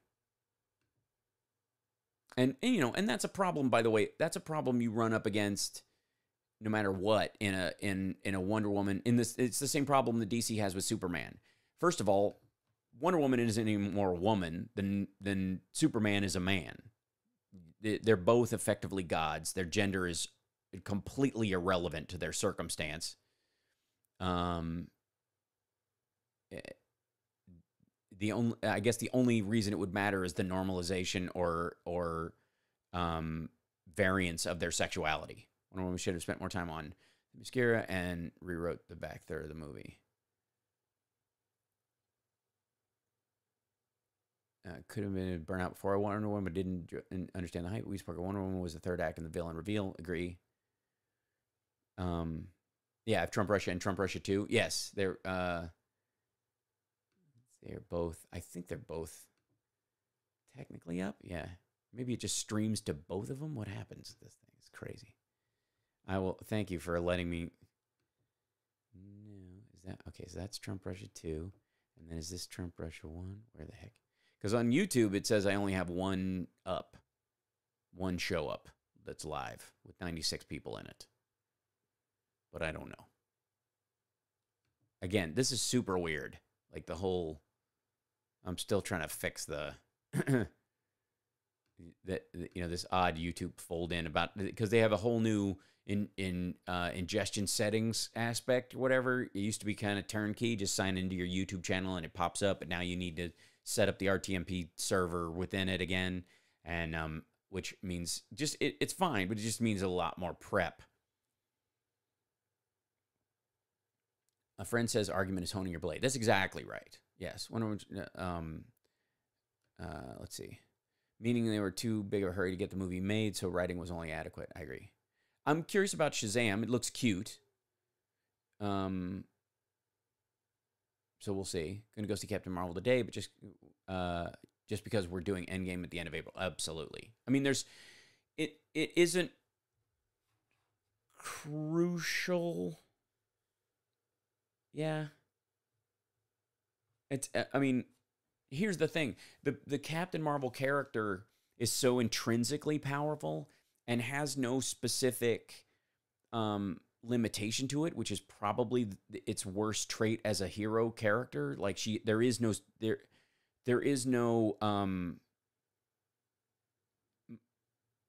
material limitation to her so far. Like she doesn't have there's no kryptonite. I don't like Chris Pratt at all. Well, you guess what? You got 1 billion Chinese people who agree with you. How did Chris Pratt become a movie star? By being a TV star who was puffy and likable, and then getting cast in a hunk role. There you go. And having blue eyes. I do want to rent the animated Spider-Man. You'll love that. Carrie, that is right up your alley. You will love the animated Spider-Man. Yeah, Into the Spider-Verse is lovely. It's terrific.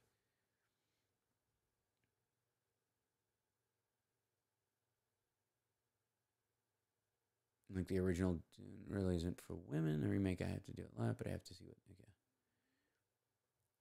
Some could probably see. Have said same could be said about Green Lantern. Yeah, well, Green Lantern, they never. When I saw the Captain Marvel was coming out, all the ads for it looked like, oh my God, this is Marvel's Green Lantern, and it effectively can be. Except for the one thing about Green Lantern was the yellow energy versus green energy is meaningful and you can be harmed by it, and red energy becomes a storyline and da-da-da-da-da. Whereas in Captain Marvel, there is no, literally they didn't give her a limit. I think they were afraid to. And again, I think that plays into this concept of, overt feminism as opposed to covert feminism, or having like affirmative, like female affirmative storylines as opposed to a feminist storyline.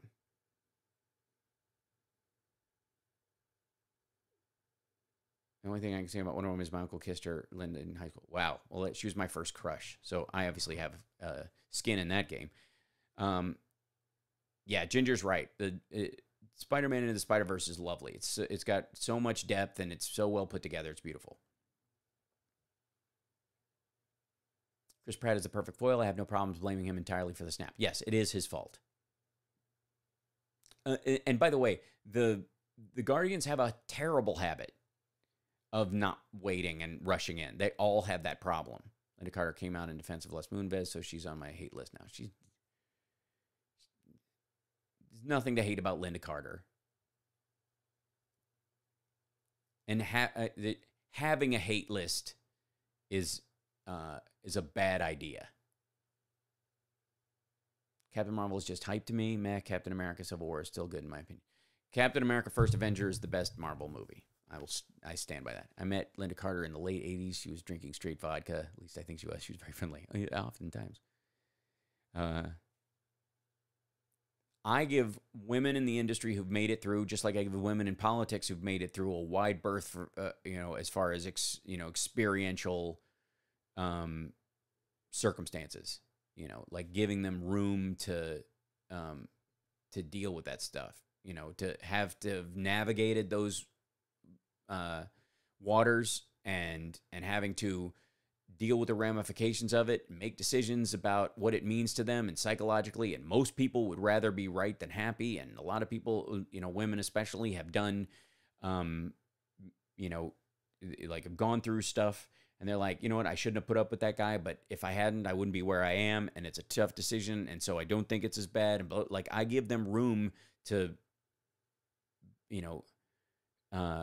to deal with that in their own psychological way. And also, quite frankly, people interact with monsters all the time, and sometimes they experientially do not experience the same monstrous behavior, and so they will go with their own experience in that.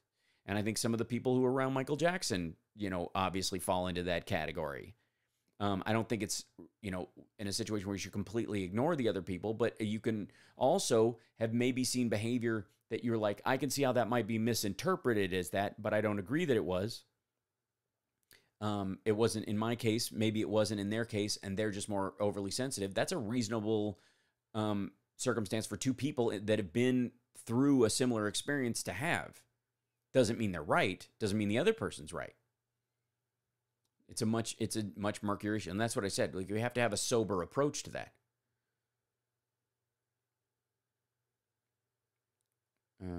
I like the Wonder Woman solo film. I've been waiting for it since I was 4 years old, indeed. Any show that can take me to, as it can get a thumbs up from me. I even like Umbrella Academy. Nice.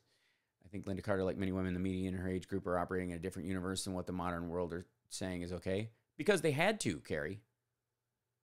And I also think they're more forgiving of it. And I also think their experiential, like their sexual experience earlier on, pre-AIDS, for example, is psychologically different. Two different HAL universes. The two different chats going on at once. It's super weird because I don't see it coming up. I'm not quite sure how to. Let me see if I can go to the YouTube studio and see if it'll load the other chat and see if I can find it. So if I'm not seeing you guys, I apologize. News on YouTube. Streaming just got easier. Oh, did it now? Let's see. Settings. Where are we?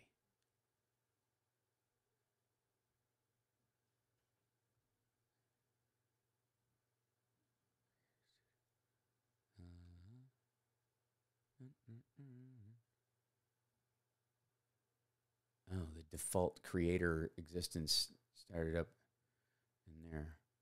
I'm going. My default is now the classic version.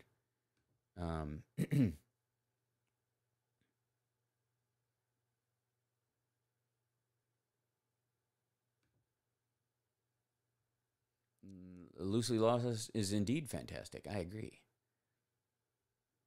This is the one Hal is reading. This is true. I'm sorry if I can't see the other one. It simply just does not come up on my other thing. And if I try to open it because I'm the creator of it, it kind of dumps out onto there. So let me see if this is go live in here. It should show me the live page, whatever. Live dashboard. Is that in there? Yeah. Okay. There we go. So, all right. So there's that. I see it. But where is the chat? I can't see it.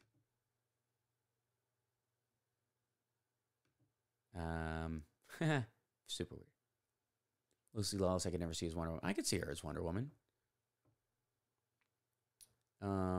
Oh, and thank you guys for the super chats as well. Like I on there, I see the other part of it. So there's concurrent viewers in another room so they're sequestered. So if you guys are over on the Trump Russia Report one, go to back out, go to the YouTube page, and you can jump in the chat on the other side, and I'll be able to see you all together in there because it's dual streaming in there, which is super odd.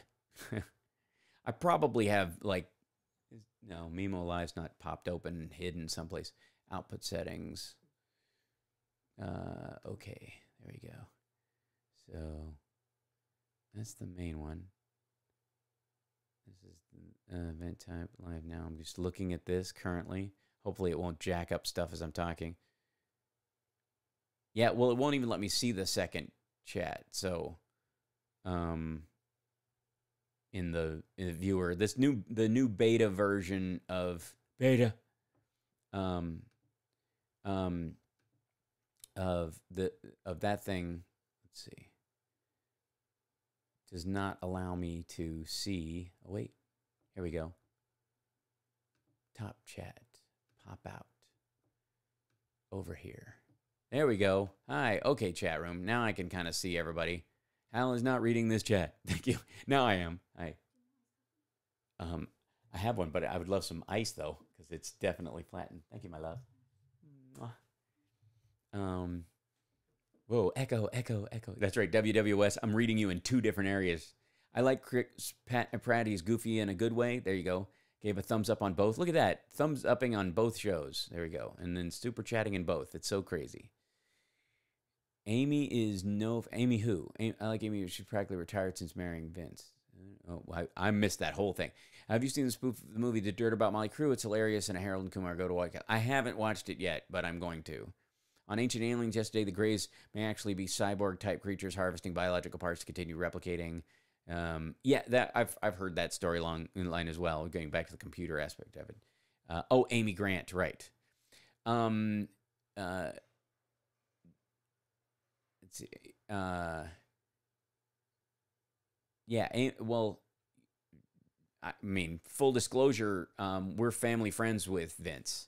I've only met Amy once, I think, but I'm definitely, I mean, I'm alive because of Vince Gill to some degree. Like, he saved my life when I was 8, so there you go. Why not try a Green Lantern film featuring the Jon Stewart version of the character? I don't know. How about, the gay Green Lantern that they had as well? That wouldn't be a bad idea. Has anyone seen Apollo 11 doc in IMAX? Not yet. You know how. That's right. No idea. Yeah. You tell me a spoiler and I'll forget it before I watch. That's funny.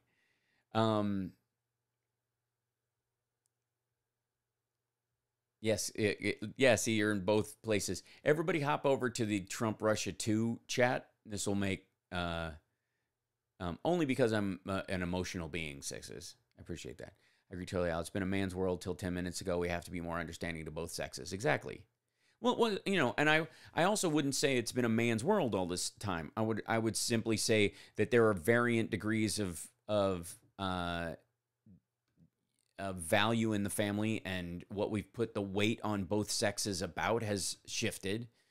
But in so many ways, there were a lot of one of my favorite statistics is that while we spend a lot of time talking about the pay gap between men and women also spend most of the money in a household, direct most of the money and spend most of it. And they live longer. So, thank you, my love. So, that should factor into our conversation about equality and all those kind of things. Not to deride that, conversation, because I do think both are valuable. But I'm saying, is that you're in TR1 right now, but Robin, yeah. I watched Rachel. I don't recall seeing her crying last night. Yeah, I don't know. That's RT just selling something. I mean, there's state-run media. I was not ignoring him. I just couldn't get it to call up because I was watching the other one. So,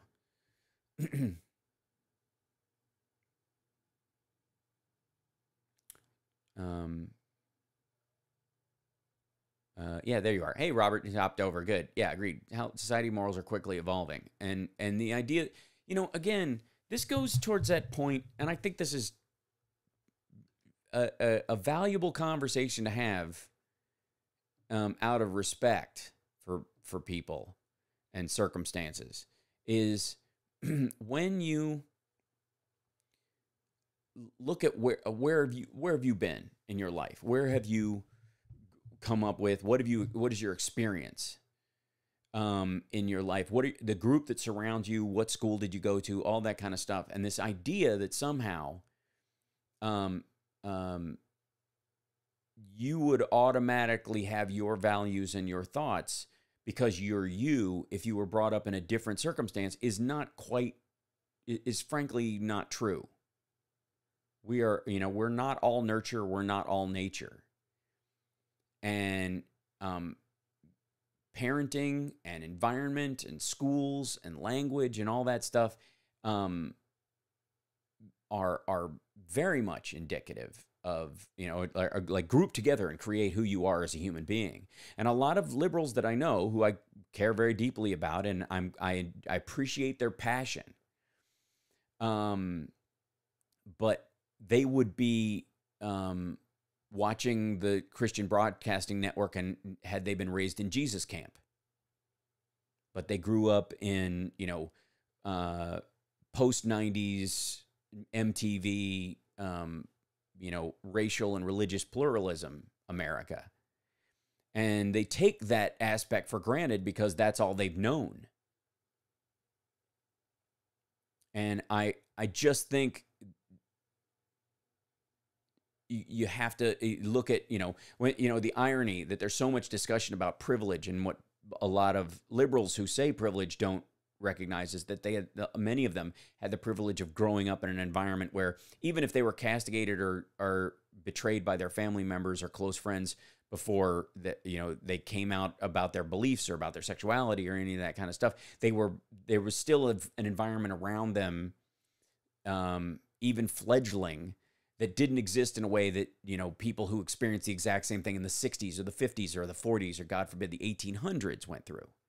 And so this idea that had you been in that circumstance, you would have still been the same activist mentality or belief system, I just don't buy it at face. And so I reflect on that when I'm arguing with someone that had their dad and their mom and their school and their pickup truck or their circumstance or their Ivy League education or whatever. I might have a different take on it. And so I've got to think, okay, well, maybe I would have believed that if I'd have been in their situation. Doesn't mean I won't argue. No one knows how things will work out with the candidates we have, but I have one gut feeling: the more people listen to Elizabeth Warren, what she says and how she says it, the more they'll like her. I agree. There's Warren Booker, but you got to get the first four to interest me personally, but I have to learn still, right? Just being white is an advantage. Depends on what kind of white you are. It isn't in Appalachia. There's big chunks of West Virginia where it's not an advantage. It may not be a disadvantage, but it's not an advantage.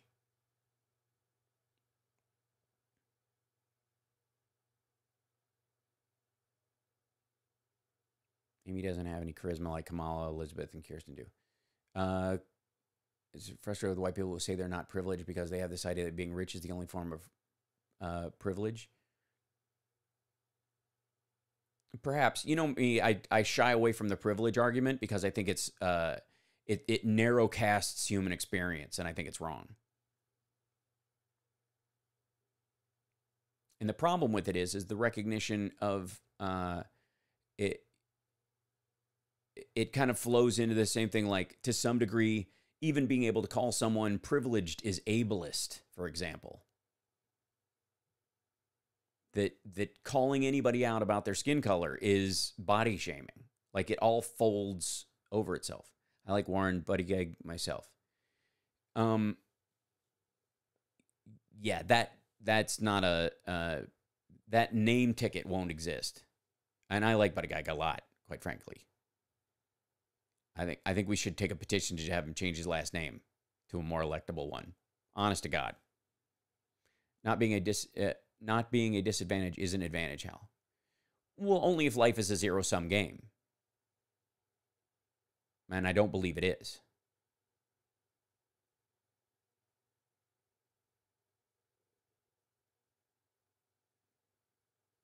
So, I mean,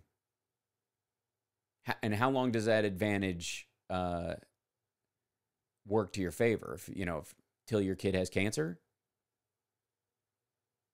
If they're both in the same economic strata, the white person doesn't have the disadvantage. Black person has a rich black person, of course, has an advantage over a poor white person.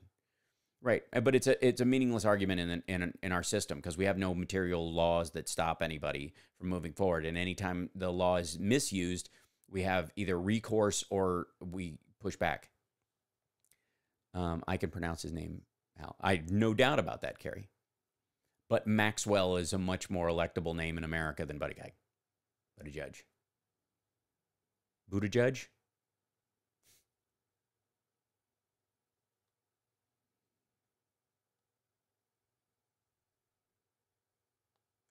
Buttigieg, right? Buttigieg. There you go. See, I'm making a point, guys.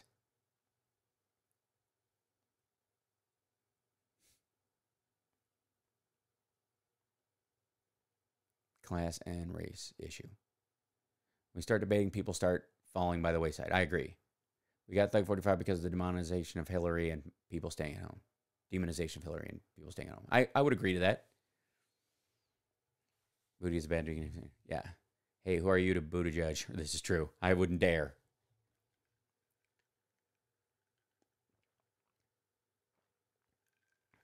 Yeah, I know. I know, Carrie, that's how it's pronounced. I'm saying how it's written because that's how most people will look at it.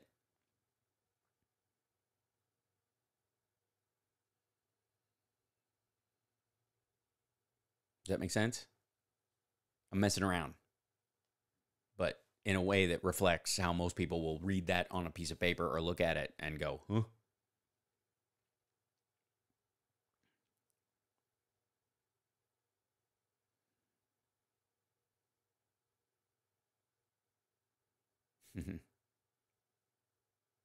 Now, that's a good question, though. Why wouldn't you want to be POTUS, Carrie? Here's the problem. You have someone say that their experience is different because of whatever otherism they happen to possess. If we don't belong to that group, we can't dismiss it. Well, that makes it an unprovable, which is the argument of atheism against deism, for example. It's an unprovable argument. Or what is it? Unfalsifiable argument? Whatever. You cannot prove it false, so therefore it can't be verified. Mayor Pete speaks 7 languages. A Rhodes Scholar, fought in Afghanistan. This week, the Romance Writers of America released their Rita Award finalist, biggest award for the genre, not a black writer among them. Okay. Is that a factor of audience or who creates the finalists? Why would you want to be POTUS? I can think of a bunch of reasons. I don't like that much attention.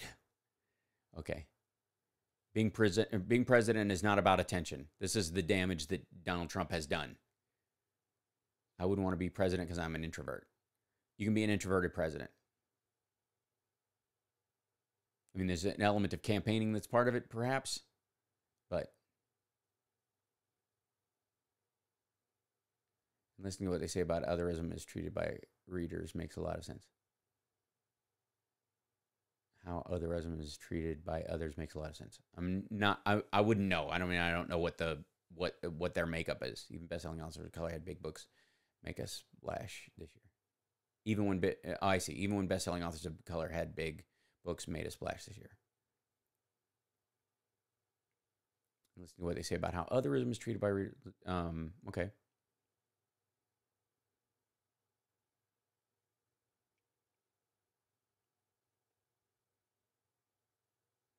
Pete's husband, Chasen, is now a minor celebrity. There you go. You're too content, WWS? I understand that. POTUS is a demotion for the king, right? Jimmy Carter is introverted. I think that's a great... I would make that argument too, Robert. Absolutely.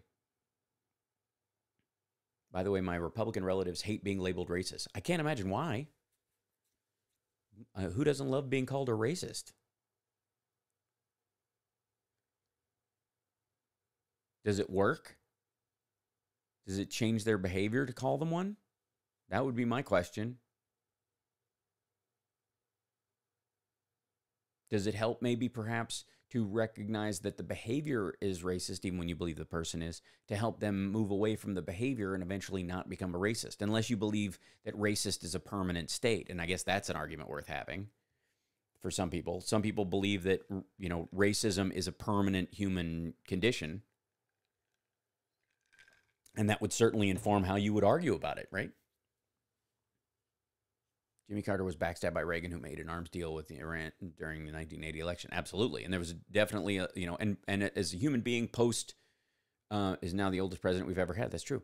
As of last week, Jimmy Carter, still a valuable public servant past his life, and a Christian, and a old white man. An old white, straight, married Christian male.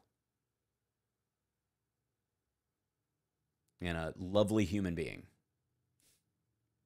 But yeah, I mean, I think the that question I asked earlier, I'm curious what the RWA is a guild-like academy members vote. I see.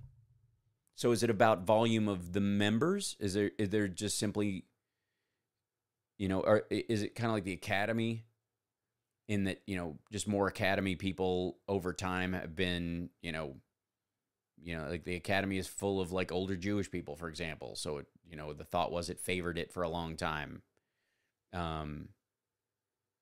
Is it that kind of thing? And now it's just people are slowly getting in, but the membership has not caught up with the public, like the buying public yet. Nose itches like a cat hair. Thanks, Al. And my uncle is quite prejudiced based on years of arguments on all kinds of issues. Gotcha. When I see an unusual spelling of a name, I always ask the person, how do you like the person to pronounce your name, whether it's first or last name? I will practice and try to get it right. As do I. And I have a pretty good record.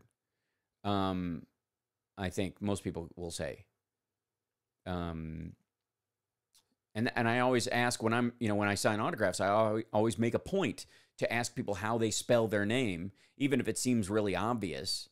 Because there's a lot of Toms out there that are a TH, and there's there's Lindas with I's and Y's, there's Cindy's with I's and Y's. So I always try to make a point of it. And some dude will go like, how do you want me to make it out? And he'll go like, it's Tim, and I'll go, how do you spell that? And everybody else, and then it's THIM. I've autographed a Tim that was THIM, just like Tom, the same way.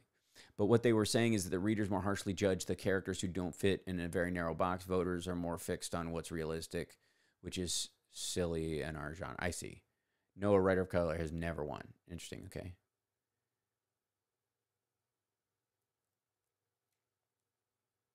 In the romance area? Is that an audience-related thing, though? I'm just curious. I mean, I don't doubt they've made splashes. I'm just saying.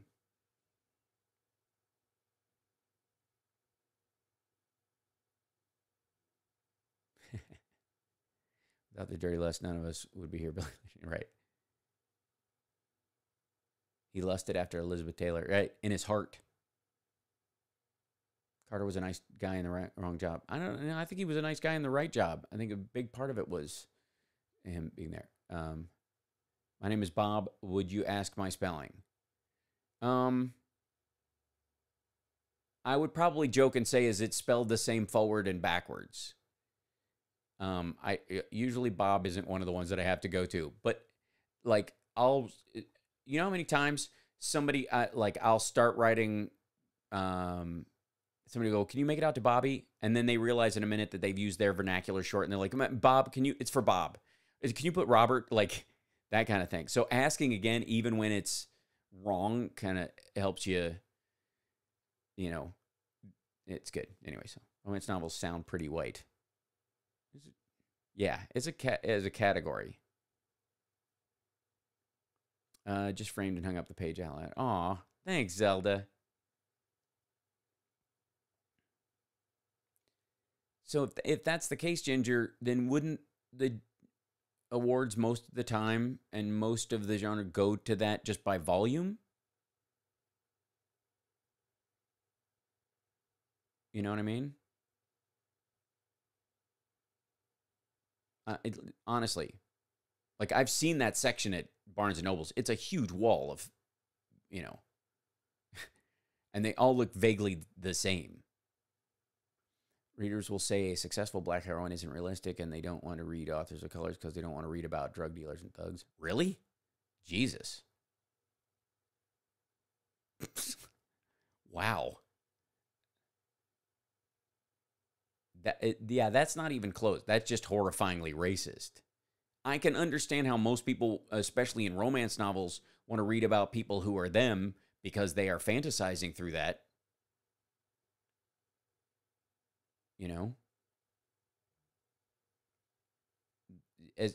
Authorship has a lot more to do, I think, even than even watching movies to some degree, I suppose. But that's super. I mean, just for the record, if they're saying that, then that's just horrifyingly racist. And begs the question, why is the audience for romance novels mostly thin racists?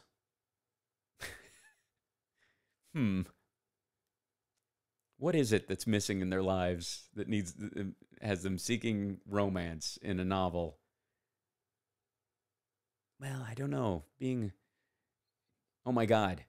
Ann Coulter is the target audience of romance novels. We've just learned it.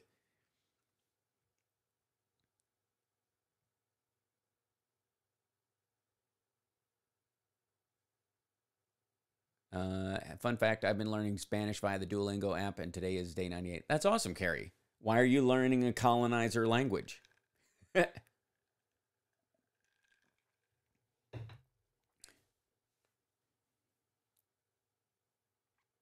white, thin, and gay, so my privilege can fall on its face, and a couple of my neighbors don't like me because I'm gay. I do agree with what you're saying. Right. Well, that's the other part of it, right? Most romances I read aren't even set in cities, right? I mean, it's like audience overlap, you know what I mean?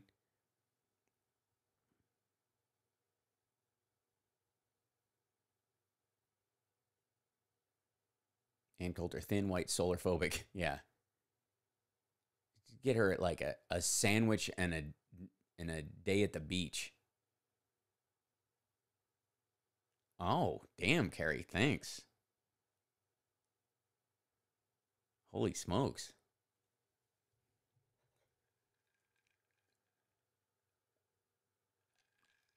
The problem is that romance readers are trying to read the fantasy, which is sold 100% that is a straight white thin woman and her straight white hot dude. Is that what the audience, the fantasy that they want to experience? I mean, it's not my genre, so I don't know. I mean, I read mostly like sci-fi fiction.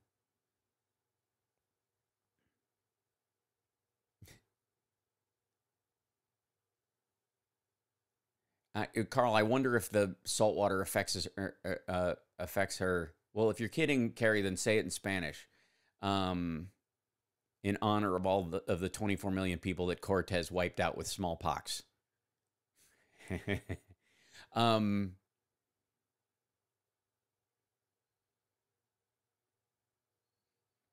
see. Yeah. I wonder if Ann Coulter is affected by saltwater the way the aliens in Alien Nation were. I have a theory that she is. The characters are usually 100% white, even in urban settings. Is that reflective, again, of the fantasy life that the readers want to experience? And if they do write other racists, they make them white in some way, like an Asian dude with blue eyes. What? Other races, you mean? Or is that a Freudian slip, Ginger?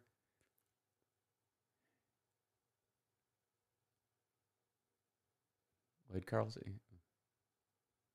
Oh, yeah. I read lesbian erotica romance, so I'm walking stereotype in that regard. That's what the publishers push, yes. Okay. But yeah, that's my question, though, is like, do they push it because that's where the audience is? Because they've done the market research and they've floated other books. I mean, Marvel is experiencing that to some degree with their more diverse titles. They just don't sell as much. So again, it goes to that kind of publisher idea. Is it their responsibility to pick up the slack where society hasn't gotten yet? You know what I mean? Here's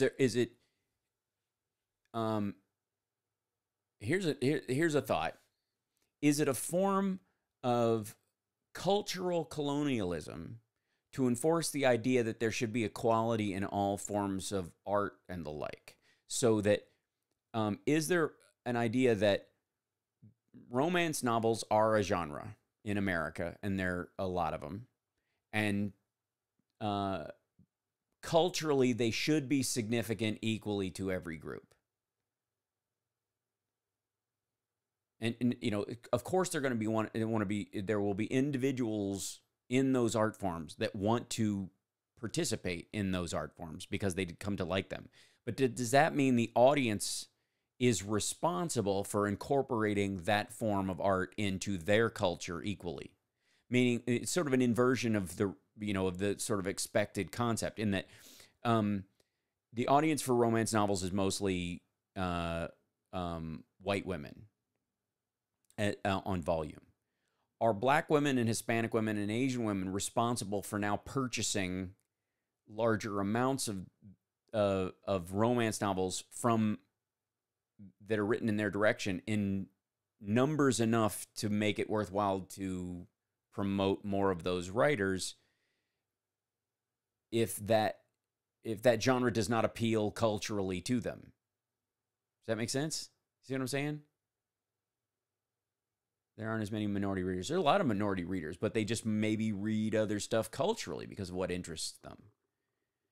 Yes, it is. That's how society changes. But does it, though? There was a right before the self-publishing boom where agents were puzzled by the heroines coming across the desks that weren't thin. For example, well, they were like, is this a thing? Okay. Romances. Yeah, but that's also, that also speaks to the audience. American women have gotten heavier in the last 4 decades.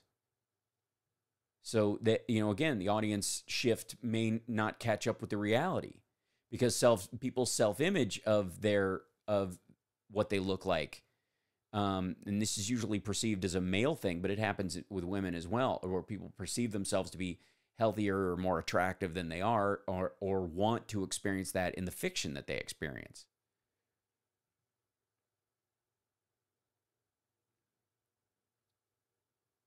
Does that make sense? Zelda, have you ever seen any girlfriends films adult movies? Simmer down, Carrie. Oh, yes, another head-exploding topic entirely.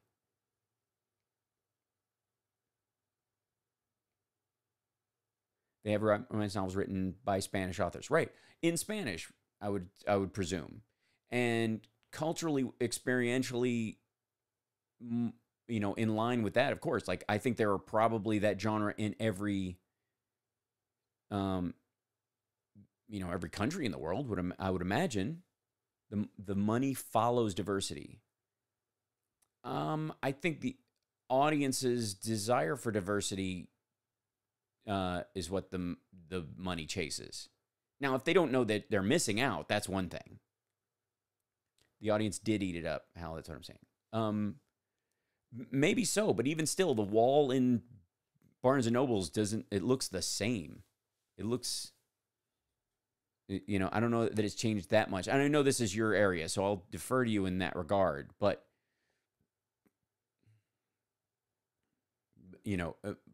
I'm just saying, is it the responsibility of the disparate cultures, the diverse cultures in the United States, to absorb certain art forms equally themselves?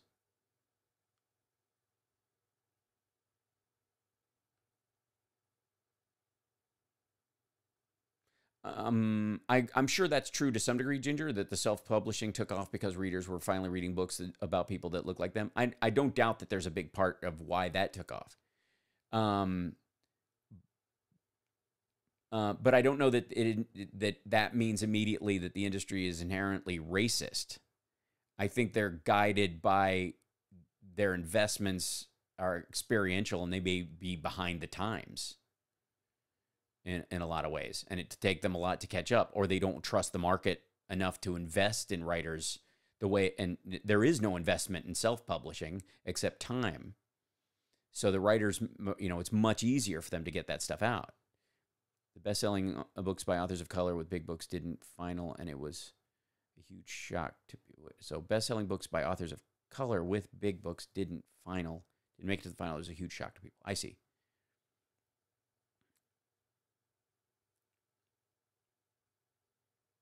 Yeah, then it looks like they're playing catch up to the market, which is a big factor. Let's see, hold on. Hal, I don't know, it's not related, but are there any plans or ideas about lab rats coming back on TV?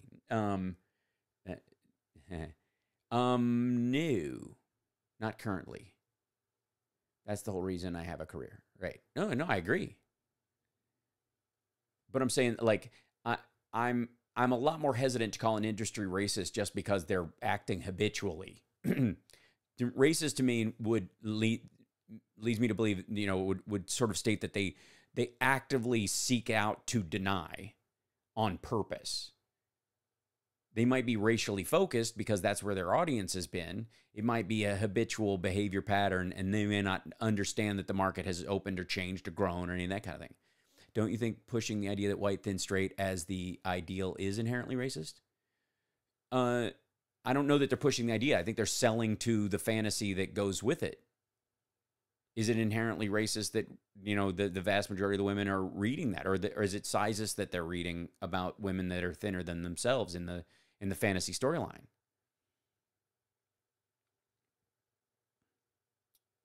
I don't know that they're... See, I also think that's a projection on the pushing idea, because in an age of everything, and this is worth a discussion as well, but in the age of everything is political and so much is branding, are they pushing the idea, or are they making what sells? And if you're saying they're pushing the idea, then who's pulling the idea? And what part do they play? Racism isn't a habit. It's an active choice. Bias is a habit. Prejudice is a habit. Racism is not. And there's difference in that. I would argue that I think they are prejudiced in what they're doing. They are certainly biased financially towards what they will do. Racist, I wouldn't say that so much. The Hallmark Channel exists because there are too many people who buy into the cishet white narrative exclusively. No, it exists because cishet white people, as you would call them, watch it and like it. It's not at the exclusion.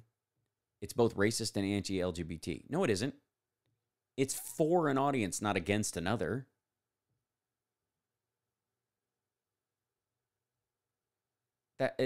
That's like saying, LGBT centers are an attack on heterosexuals. That is the same language that the right uses about having a gay agenda. It's and that is fundamentally absurd.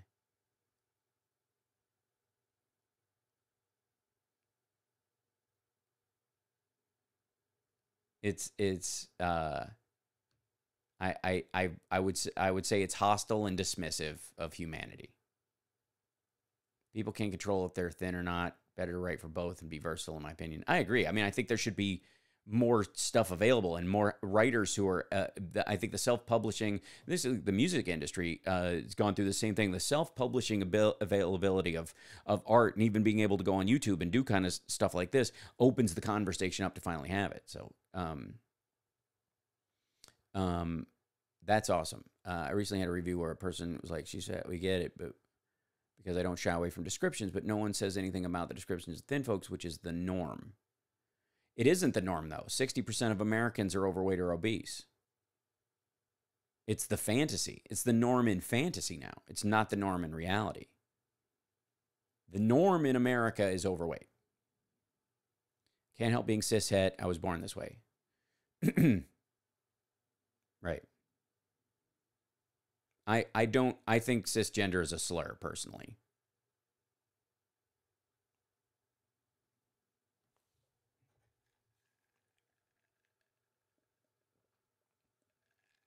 I respectfully disagree how one is being pushed as the way to be rather than fighting for its place. Well, I don't know that it's thin per se. I mean, I think we've pushed back a lot on the really anorexic looking models that we've gotten away from the sort of the Kate Mossing of stuff. That was certainly being pushed for a while, and it was bizarre and unhealthy and grotesque. And like the kind of anorexic looking model kind of thing is still exists in some point in Europe, but certainly less today. But I mean, literally in society, I think there is more a push towards that. You know, if there's a thin push in a direction, it's towards athleticism and working out, but not thin just for thin's sake. And I think it is pushed as a way to be as an alternative to especially obesity for health reasons. Cisgender is not a slur. It's the opposite of transgender. No, it isn't. Cisgender presumes that my gender was assigned by a doctor at birth and not a reality to me. It turns my gender into a label as opposed to a state of existence, which if you're talking about the denial of people's existence, that's exactly what it is. It's part of the dissatisfaction of industrial complex that targets women almost exclusively. I don't doubt it, but it's also the audience for it exists in there. And so, you know me, I'm always more about changing hearts and minds. Sometimes the industry is in charge of it, but a lot of times people are playing, you know, they end up going right back and there's, quote, a backlash to things. And it has nothing to do with backlash. It's just that whatever was being sold doesn't sell. And unfortunately, it reflects badly on the diversity argument or the societal move forward we're trying to make happen, because it tried a top-down approach. It is the trickle-down economics of societal change in some cases, if that makes sense. It would effectively be it is it's trickle down social change. Until we can live equally without labels, they are important how.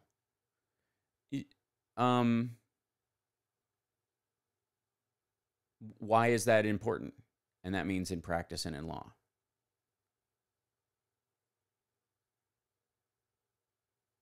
Why is it important to label me as such? Which we don't have right now anywhere in the world. Anywhere in the world. Okay. I grew up at romance novels with nobody who looked like me at all. I found books I loved and characters I loved, no problem. Right. Sound like Roman, I don't know, ripe for influx of diversity, like it's happened in other areas of entertainment. Yeah, and I think that has to come from authors. Ginger, you know I've talked about this too, is that I think that Hollywood needs women writers. And it's the one area where I don't know why, but there's just fewer of them selling scripts in town for the big stuff. The issue is there's a lot of female writers out there, and this is a vast generalization, but it's experience to what like scripts that come across is that there's a lot of great female sci-fi writers. There's a lot of great female fantasy writers and the like. They tend to end up working in television, staying in a group and not writing a script and breaking out for lots of different reasons. But when they do make a movie, they have a tendency, like a lot of especially left-leaning male writers, to do very personal, smaller pictures. You know, and I think there needs to be sort of an Elon Musking of that. I think the Galen Herds of the world, you know, really taking sci-fi by the reins, moves the ball for everybody in a bigger sense. So and I celebrate you being in there and writing your genre, your stuff. And I think that's how it grows organically too. I cannot live anywhere in the world as a lesbian and feel safe and protected by law, not even the most liberal parts of Europe and Canada. That's not true. I mean, I can't tell you how you feel, but you are protected by law in a lot of them. Even in the most liberal parts of Europe and Canada, that is materially untrue.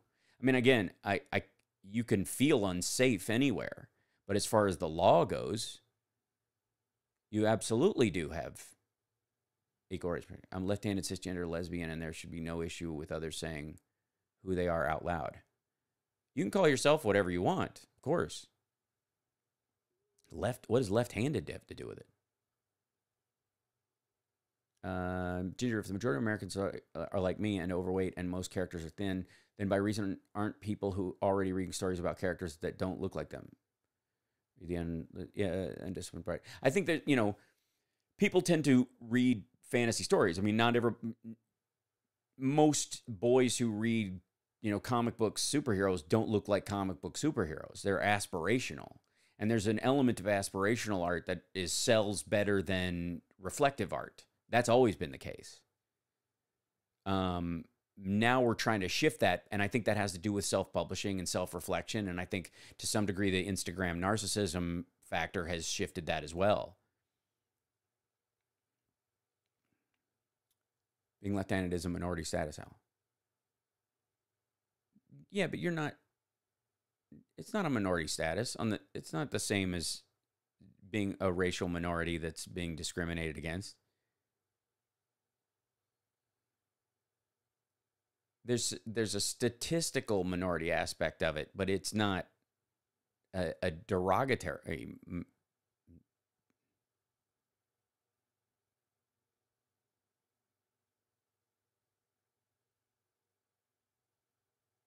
It's actually, you know.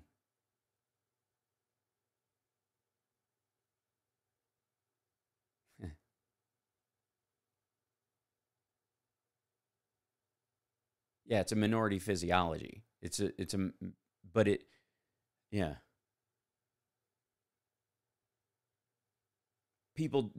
No one is shamed for being left-handed in modern Western society anymore, by any stretch.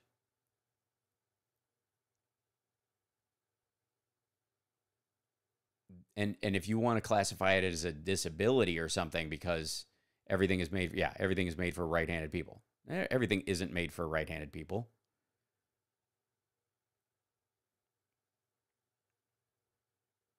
My son's left-handed. I bought him a left-handed guitar for it. My sister's left-handed. But that's just a volume thing.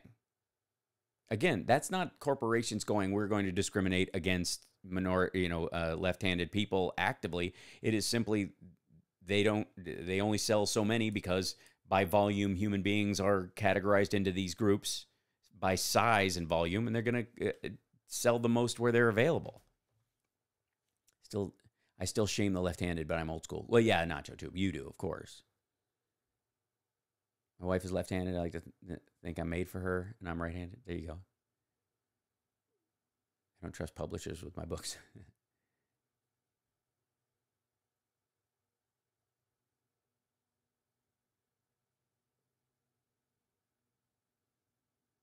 They used to be this joke in Boy Scout camp. They would send us off looking for a left-handed monkey wrench. and kids would go off running all over the place looking for a left-handed monkey wrench. And they would never be able to find one because monkey wrenches aren't handed, or screwdrivers, or hammers, or saws. I think probably the one thing that, you know, they could find a better example of, like, I have these scissors I have are ambidextrous scissors, for example, right here. They don't have a slope on the inner part aimed at, you know, any particular side. Like, that's how I buy them, whatever. And certainly some big sets of scissors, like at craft stores, Hobby Lobby, figures. Yeah. They obviously are anti-left-handed because of the Christic aspect of not trusting someone left-handed, because you can't shake hands with them because they might have a weapon in the other hand, right?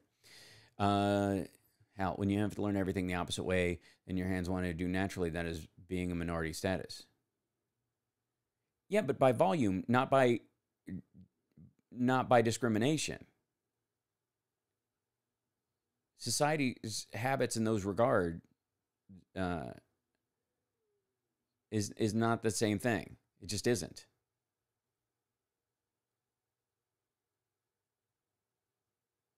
And I mean, I don't know what you were taught as far as writing left-handed or right-handed.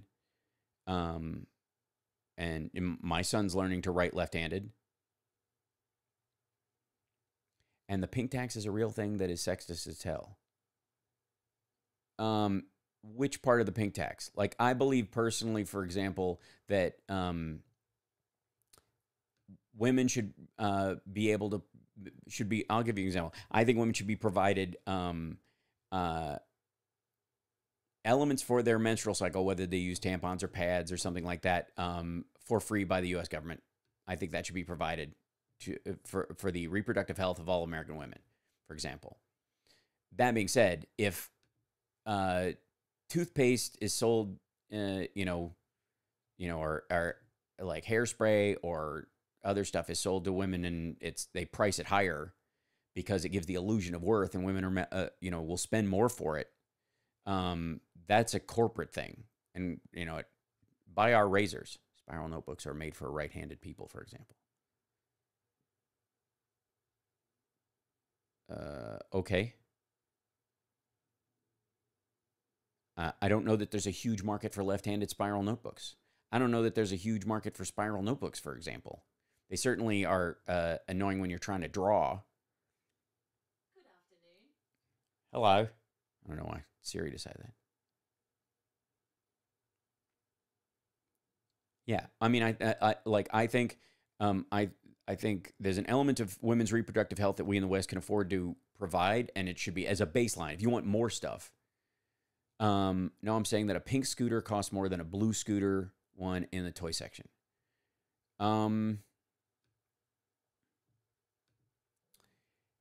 They're also made with more flowery elements because they will not be as mistreated, is the theory.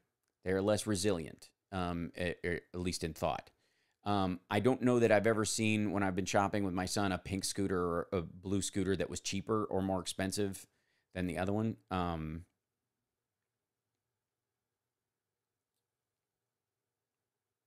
That's another form of the pink tax.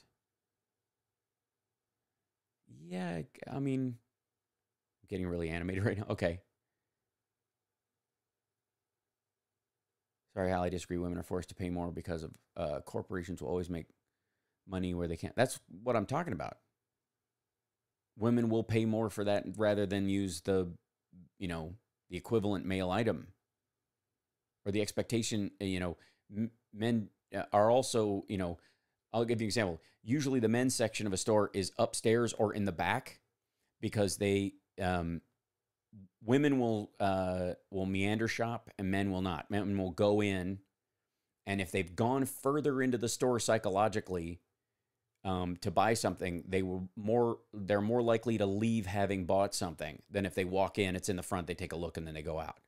If they've committed to simply walking an extra 50 feet or going upstairs to the back, and so it's why they strategically put the male area of shopping in the back of stores. Question for you fashion folks. Why is it that men's shirts and jackets button down the left side or the right, but women's wear is designed with the right over the left? Because women were dressed by someone else as a sign of class?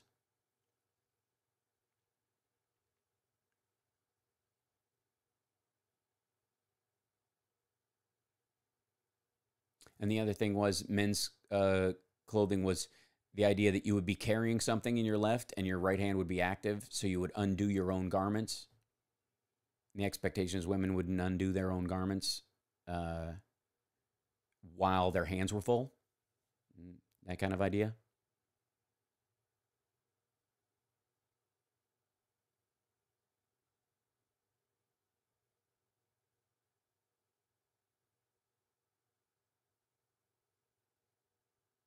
Yeah, the part of the reason why the idea is that men had to undo their jackets and stuff while carrying things, which was the shift, which is women were not supposed to be carrying things and unbuttoning their clothing, I suppose, at the same time, but men working would do that. It has to do with the functionality of male clothes versus the functionality of women's clothes. Why do I have to go to the male section? Because you're buying male clothes? I don't know. You don't have to, I suppose. Nothing stopping you from buying women's clothing and wearing them. Go look at articles about the pink tax, and I'm sure it'll blow your mind. Okay, so let's give that a shot, shall we? So, pink tax. Well, that's not right.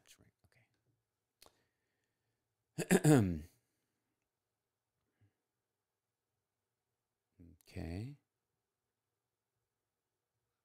Let's see, find an article on it. Value Penguin. Pink tax forces women to pay more than men. The pink tax has many women seeing red when it comes to gender inequality. Whether it's razors, dry cleaning, or toys, women still pay more for those gender-specific items than men. Study shows Women's History Month draws to a close. Gender-based pricing remains a stubborn issue that is yet to be solved, right along with equal pay for equal work, which is, by the way, the law of the land.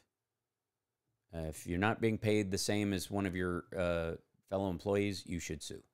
Price discrimination adds another layer to the wage inequality women face, making it harder sometimes for women to make ends meet.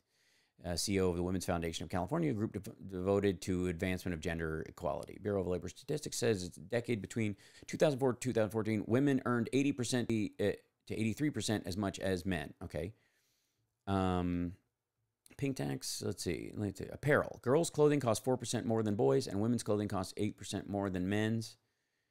A side-by-side comparison of red short-sleeve polo shirts used as uniforms showed a $2 difference, despite being no obvious difference in style or quality. Both came from the same retailer. Toys. Girls' toys and accessories cost an average of 7% more than boys' toys. Separately, a side-by-side comparison of two Radio Flyer My First scooters showed this. A red scooter cost $24.99 and a pink scooter cost $49, despite them being identical in all other ways. Okay. Is that not willingness to pay? Or the idea is that one of the other ways you could read, especially the toy one, and I'm curious how you guys think on it, is that parents are not willing are willing to spend more on girls' toys because they don't believe they will be destroyed, and they will spend less on boys' toys. They won't buy it unless it's cheaper because they know it will get destroyed.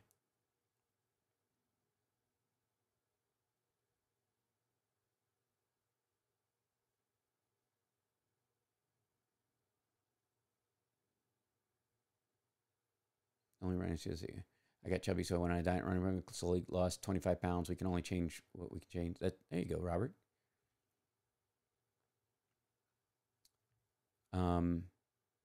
Personal care. Women's personal care cost 13% more than men's, according to department study. They also have more fragrance and color oftentimes.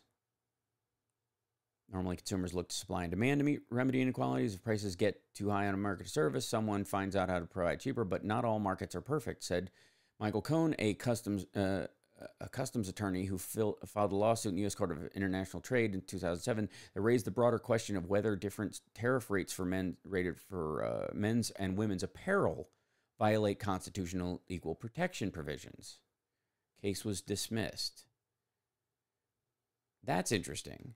So the retailer, when they're buying stuff from other countries, the tariff rates for men's and women's clothing are different. So the retailers aren't making that decision. Something categorizes coming out of certain countries, they send them as men and women's clothing. Service providers say that women's dry cleaning and haircuts tend to be more labor and time intensive. That's true in general, which is why women are willing to pay higher prices. Dry cleaners also use pressing machines traditionally built for men's shirts. Need to hand press women's shirts, a more labor intensive and costly process. Women's other smaller and tapered clothes are typically not suited for these machines. Unisex machines exist at half the price of man-sized machines, but press fewer items of clothing per hour. Women rally for CEO of Retail of New York State, a statewide retail association, looks to different points along the supply chain that may explain price differences in seemingly identical products. Retailers see women as their biggest target. Research and development, following trends, meeting trends, advertising products on television and in magazines are not cheap. Companies are willing to spend more money advertising to women than they are towards men, contributing to the price discrepancies. So basically, the price of a garment, selling it to women because they buy more clothing, factors into the cost of the clothing itself, whereas men are not as, allegedly is not, according to this, convinced by advertising as much, so they spend less money on advertising for men and therefore don't have to recoup that cost in the items. Willing to spend indicates there are options, Hal. Fat clothes cost more too, it's the size of the garment, but yet men's clothes tend to be cheaper.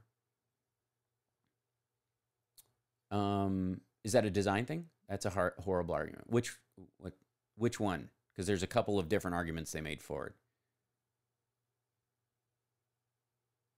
Yeah, and again, the scooter thing is real apparently, but it has, in theory, it has to do with how long the expectation of the toy will last, and whether or not the parents will invest in stuff that will or won't. Both those toys will last as long. It's a shuck and jive by the business. Bum bags, Nacho Tube. They're called bum bags. Britt goes to a store in the mall and gets anything she wants for like $10 each. Right. Well, she's shopping in the teen girls section because she's tiny. I go to Torrid and get my stuff and it starts at 40. Right. A mani pack, right? What did people do before pockets? They lived without possessions. Well, big and tall men's stores, the suits there cost more for men. There's also a lot more willing to spend indicates their option out. Well, there are certainly more options in women's clothing than there are on men's, right? There's a much broader array of available styles and fits and wears and shapes in female clothing than there is in male clothing, right? And so the advertising for women's clothing would be a lot more specific, I think, right? It's hard to keep up with everybody's kind of comment on this. So if I'm stepping on anybody's argument, I apologize. I'm trying to... I don't know how I ended up being devil's advocate in that circumstance, but there you go.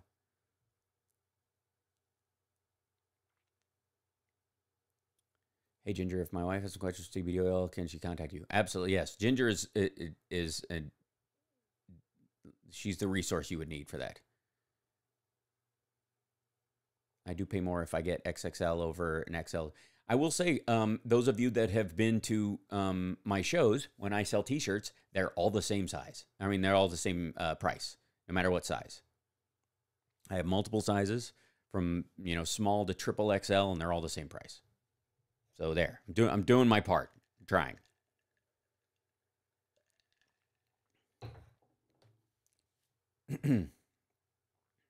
And I don't know, by the way, Carrie, I don't know if you were saying my argument is was wrong, or the one I was reading. That was an article in USA Today about pink tax.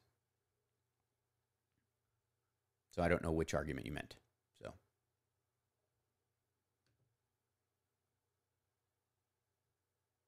let's see. I think it's supply and demand situation. If I want it and you're the only one who has it, you make me pay through the nose. I don't know it will ever change. I doubt, you mean? I donut. There's a little Freudian slip. Do you have white t-shirts? No, I have gray ones. I don't really make white t-shirts. I don't wear white t-shirts, so I haven't really made those, but I should.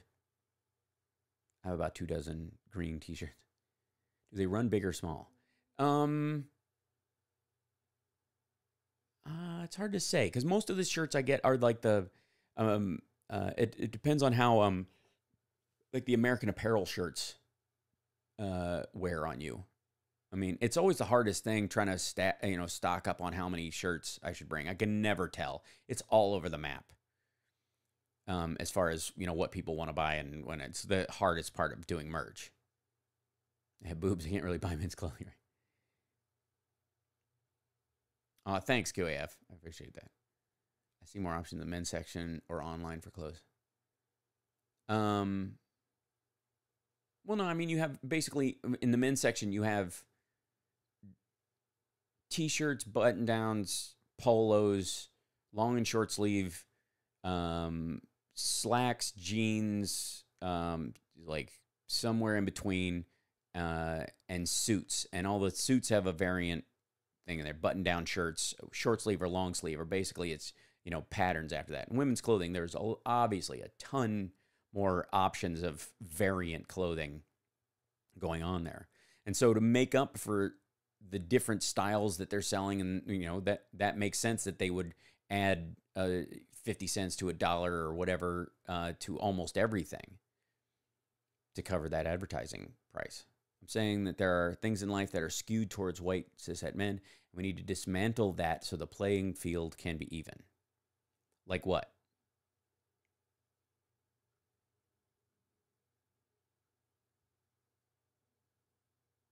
Like what? Understand how everyone is different. House shirts are slightly heavier, weight, soft, fit well. Thank you. Can't stop lying. I try. They're wearable though. Quarter zip, long sleeve. Okay. Gonna be heading to a wedding next weekend. All right. Oh, I see. For like wearing a button-down white shirt, you mean? Yeah, I was so focused on meeting out, I missed checking out the shirt. That happens all the time. I'm terrible at selling merch. That's why I'm trying to get better at all that aspect of it. That's why I keep, pushing the Patreon, pushing all that stuff. I'm like, I got to somehow start making this make sense or whatever so that I can get my agents off my back when I, pick and choose some stuff. Everything. That's pretty broad. Everything?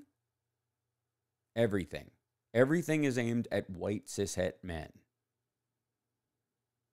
Everything. Then why do they die 10 years before?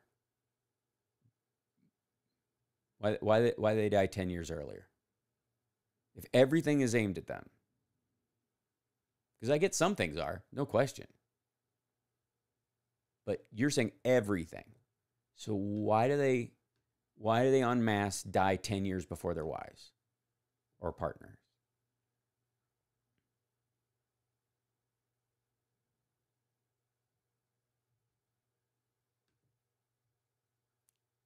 So, yeah. I have a hard time getting suit jackets. Most are too large for 5'7" men. Yeah, I have to get, I have to get everything I wear tailored. Do you have a merch table at your shows? I do. Yeah. And I bring stuff. I missed merch through the years. I get to see just how, right? You need someone there to help. Cough, cough. Yeah.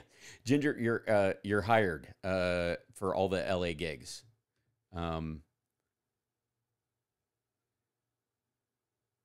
You totally signed your autograph on the merch table, which was a good strategy, but my head was in another place. Yeah. House shirts, more specifically, are the Gildan soft style ring spun, 100% cotton, comfy, wear them all. Awesome. Well, thank you. Can't stop lying. I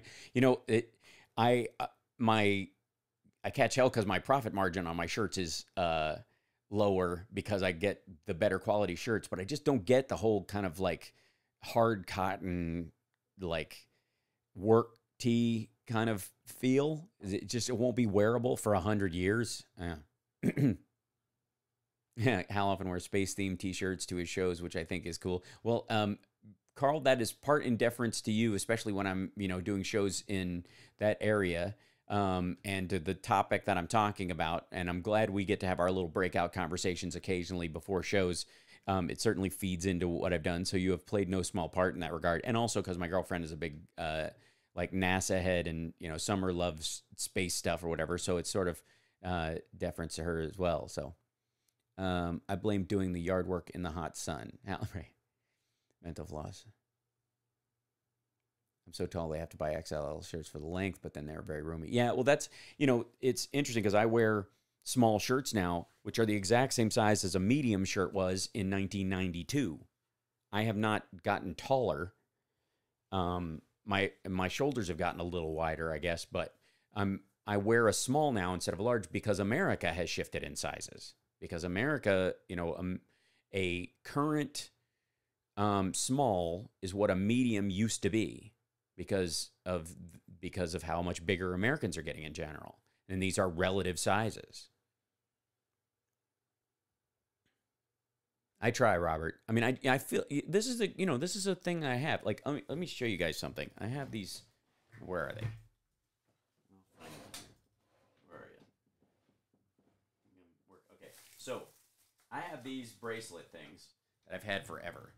That I want to sell at shows or whatever, and so I got this silly idea a while back because carrying CDs and that kind of stuff has always been weird in this modern day. So I had these little bracelets made that are like little fan bracelets, and they're a USB drive. So now so I can put like songs and other stuff on them, and you wear them as a bracelet, and then you can download what's on it onto your hard drive, and then you now have a wearable USB bracelet you can take anywhere you want. So that seemed to make a lot of sense to me.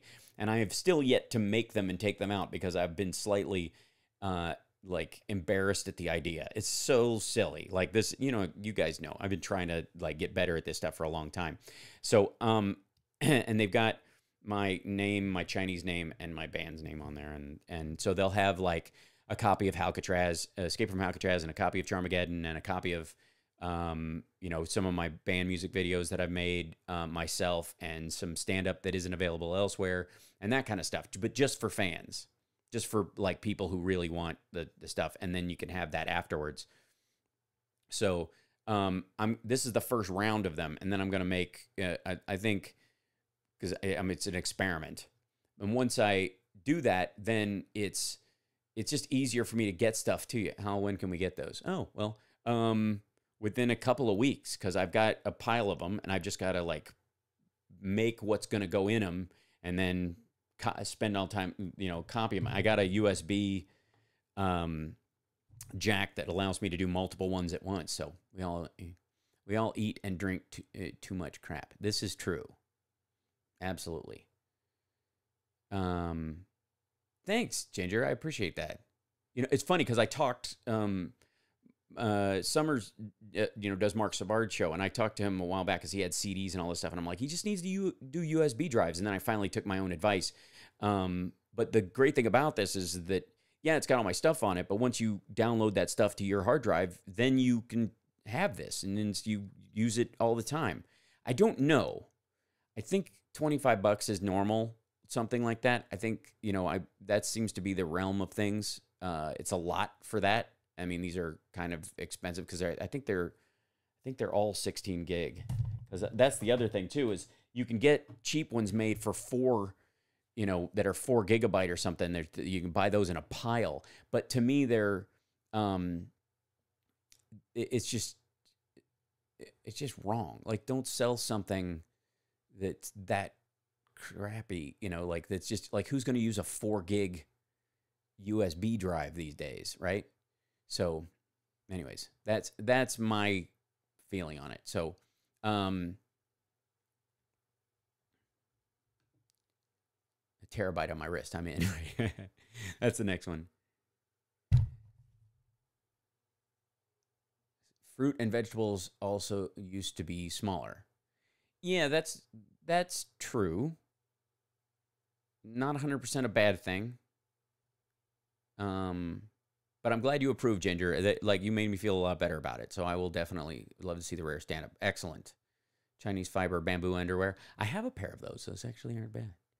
How do they compare for the premium $14 underwear in department store? All right. I learned this week that Ford is phasing out its Focus and Fusion cars. Okay. The 3 Fs. Do you get rings or do you get the rings or ring the ring or rings? You're wondering sizes. Oh, yes. Not yet. You are too. I'm just asking. Yeah. So anybody, just for you guys, what's your ring size? If you know, just throw it up in the chat for me. I keep asking myself why everyone needs a crossover vehicle. Well, I mean, urban commuter car meets what if there's a snowstorm? That's what people are thinking. And how easy is it to put your child into a car seat? Major factor. I like to say I didn't eat sugar or drink alcohol the day that I didn't cut the huge progress for an emotional binge eater. Good for you. 6, 6, 7. Okay. Ring size is big. That's all I can tell you. That's because you have big knuckles, Carl. It's not because you have big puffy fingers or something. 10.5. Wow. 10, 10.5. Yeah. Yeah, I wear 10s, but I wear 11 on this finger because it's got the screw in it. Depends which finger. Like ring finger or middle finger. Usually. 13. Holy smokes. UVs are very versatile. I love my Mazda CX-5. Mm-hmm.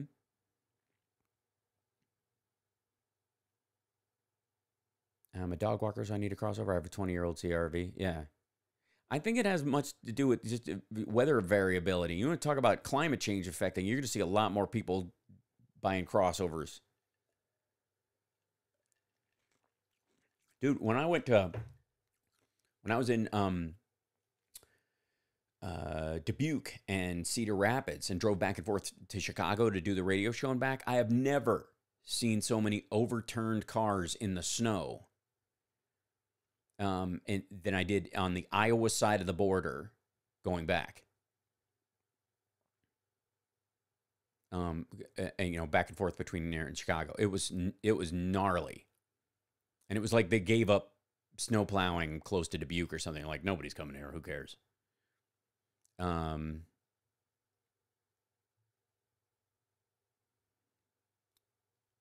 got HF, but I didn't drink, and I had a Magnum champagne. Allies Chicago 16 softball finger, right?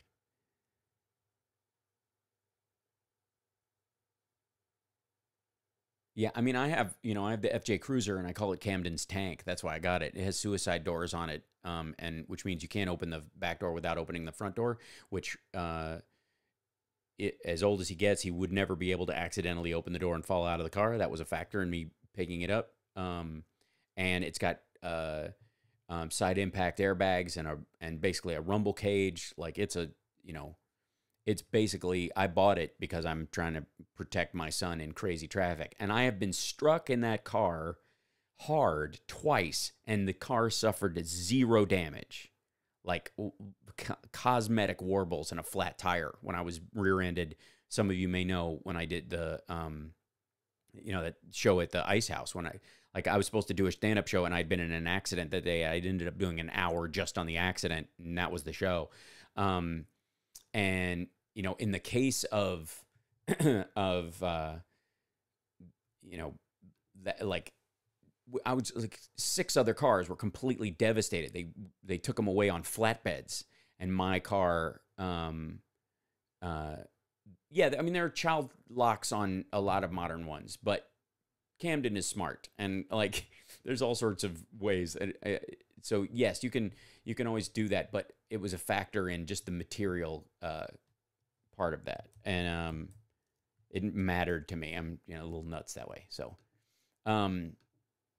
so needless to say, like, it was a you know, it's why I wanted to do, you know, why I wanted that car. And I like it a lot. I mean, I love driving it and the like. And the great part of it is being able to, you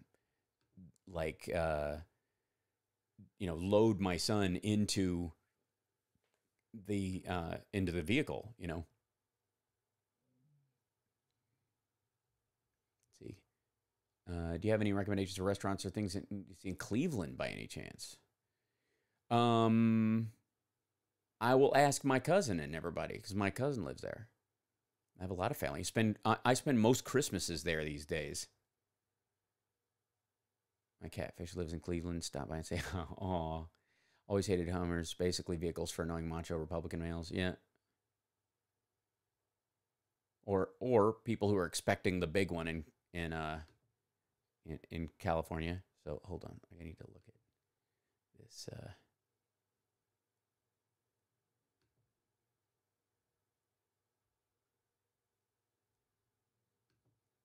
See if I can find this on iTunes. Yeah, there it is. So, go to iTunes, open this guy up. Okay, that's fine. No.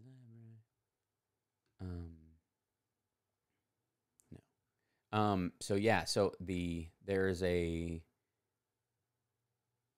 Is it in pull? No, it's not there. I have a special. Canceled. Never mind. Don't worry about it. Okay. I'll put this here for the time being. Oh, that's weird. All right. I have a new album on iTunes called Recreation. That is that show from being in the car accident. And it's finally up. It actually went up. That's crazy. Go figure.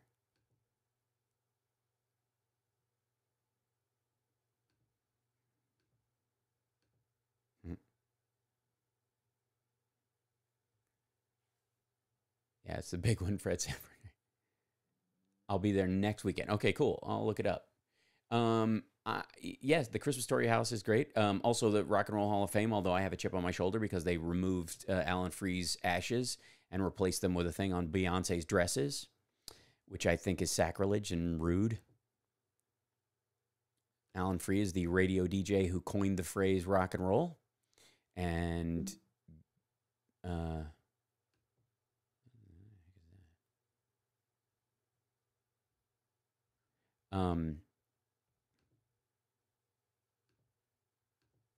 what did they do? They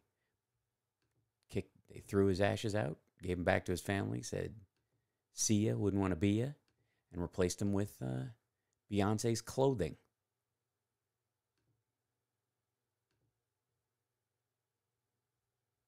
Are you and your son okay? Yes, we are fine. Can you put it on Amazon Music? I think it is on Amazon Music. I just found that this weekend. How I'm stunned to see the new material. Oh, yeah. Thank you.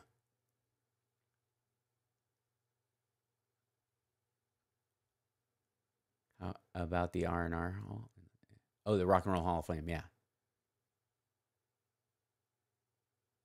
Ashes to Ashes, right. Yeah, we've been on for a bit, kids. This has been a good long one. Not to give anything away, Hal, but is this the same SUV you've been driving for a few years? Yes. It is. And I love that friggin' thing. Yeah, it's a Toyota. Do you have any recommendations for ring size, same as your hat size? Do you get your finger blocked? How does that work?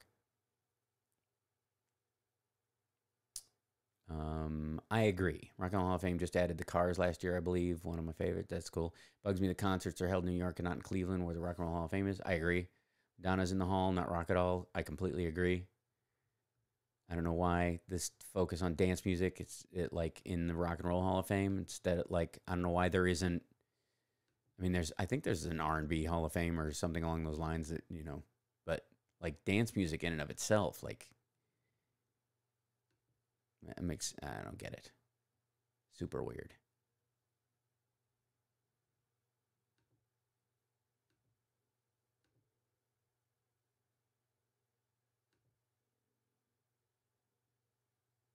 Can't believe that someone cut the damn stems off your tires the other. I know, that was crazy. Yeah, I just had to replace the tires. It was a nice, $400 in an afternoon. Good times. Thanks, guys. That was sweet. Yeah, it was a very strange thing. Like, because still haven't quite gotten to the bottom of it, Did I forget to tell people that I got medals at the gay games in 2014? No, you did forget to tell us. That's awesome. Congratulations, Jude. Love Summer was looking at info about moving into New Zealand like I was. Yeah, about the thing. Rosie O'Donnell and her ex-wife Kelly Carpenter have reconciled with their daughter Chelsea after a long period of time. So glad this happened. Chelsea had a baby girl, so they're grandmas.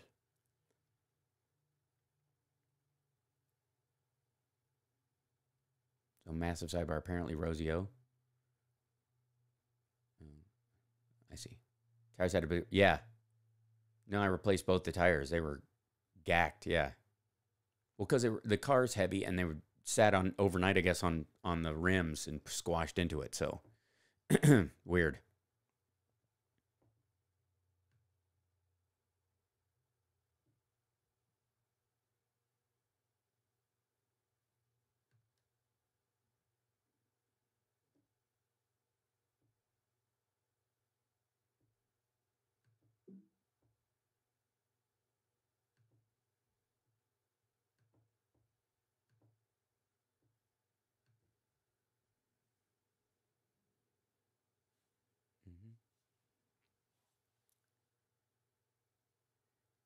How can they prove everyone competing is gay? That's a good question. You want to talk about a whole can of worms? What's the generalized feeling on trans athletes in violent sports? What's like in boxing and wrestling and that kind of stuff? Because I have my concerns after a couple of things I've seen.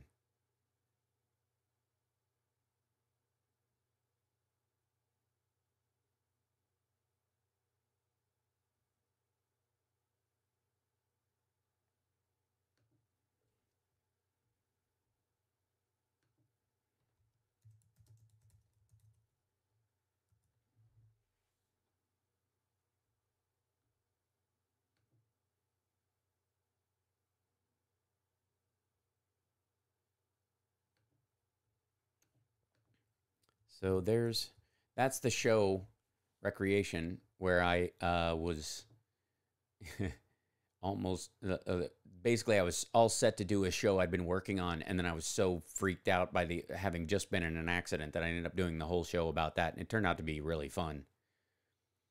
Al, are you going to be doing any more of those random late night streams? Yes, I am, because I'm going to be editing like a maniac.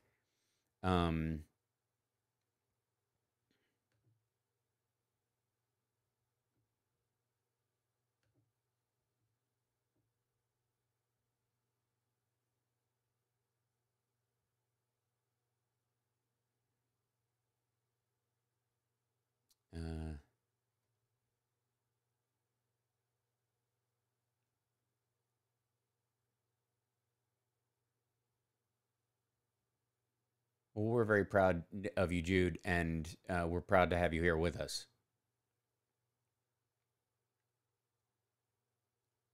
Thank you, Carl. There's Carrie, that Australia has a lot of gay people in it, and a pretty decent scene there as far as acceptance and their ability to get around. They leapt ahead of California early on for a while. I'm sure there's certainly a lot of bogans that they have to deal with, but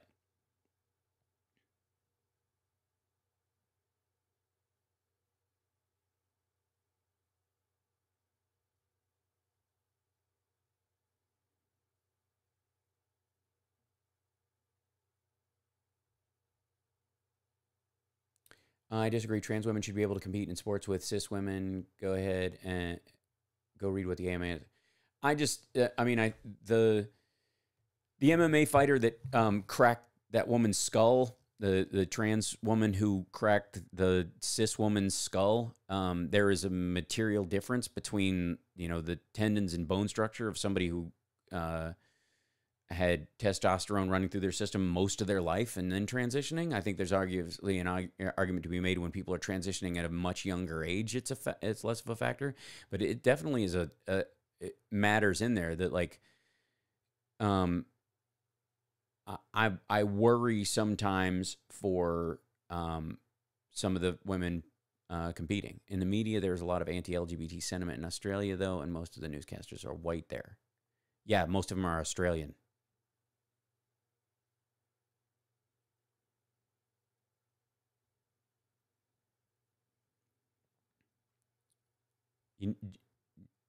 How do you feel about the Chinese media's feeling towards LGBT people by comparison?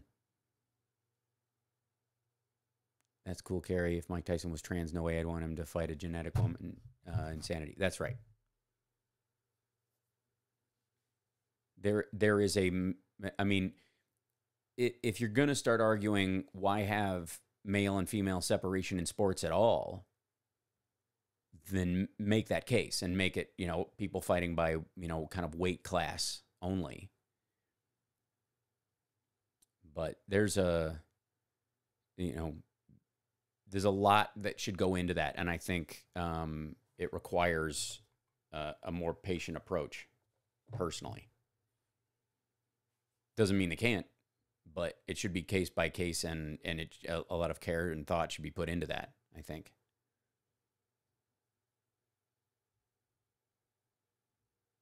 Tricky subjects never really got into the worldwide flooding and storms. Let's see. Company where I work, Ultimate Software, is really invested in the conversation of diversity. I was able to watch a lecture by a trans woman they had teach about diversity during Pride last year. That's cool. And Reagan gave Murdoch citizenship ahead of others who were here longer. And people pay to get to the front of the line quite often. It's a really fascinating topic. It's hard for me as a person who's never really thought about it. What would I like to be trans? I love the opportunity to learn, right? Do you have different merch at your shows than you do on your website? Sometimes, yeah. Like the bracelets they'll probably only be available at shows right now.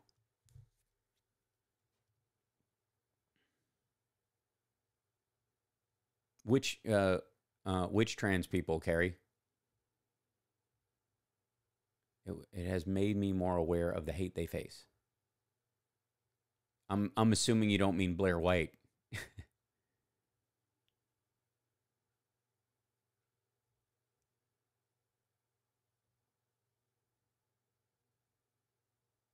Huh.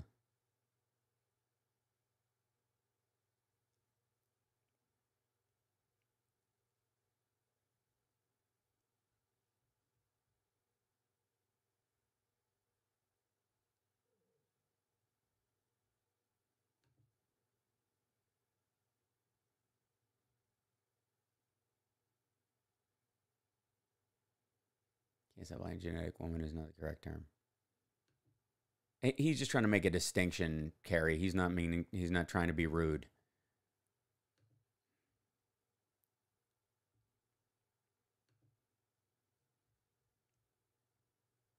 Only trans person I know voted for Trump. Mm-hmm. I know 2 who did. When you're in LA or San Francisco next time, we want to see you. I don't know when the next LA show is, but it'll be fairly soon because I'm working on a show. I go to, speaking of like LGBT shows, at the Halifax Comedy Festival, I'm doing 2 of their LGBT shows as a stand-up. I'm not 100% sure why they booked me for that, other than obviously we shot Queer as Folk in Canada, and obviously my comedy is supportive and inclusive and whatnot. But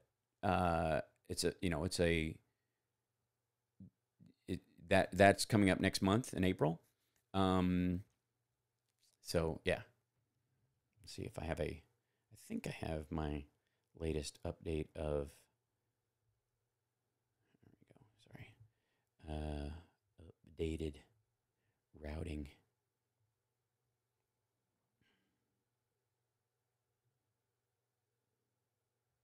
There it is. So,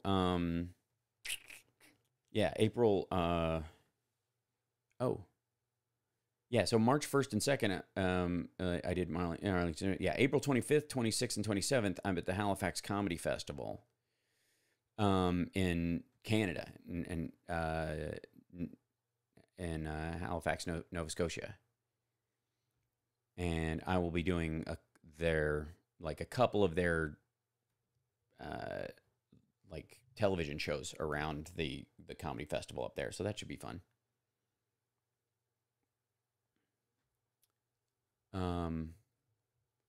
Marianne Williamson is running for president. I am aware of this. I donated to her. I loved your phobia bit. Thank you, Zelda. I appreciate that. Got to go, everyone. Have a good week. Thank you, WWS. I got to go, too. I've been on for a long time. So much love to you guys.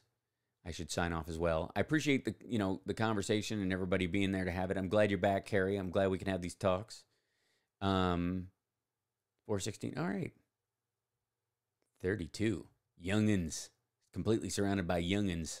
Don't forget to like and subscribe if you're just seeing the show later on, or if you've clicked in here and you want to stick around for a 4-hour live stream. Oh, good Lord.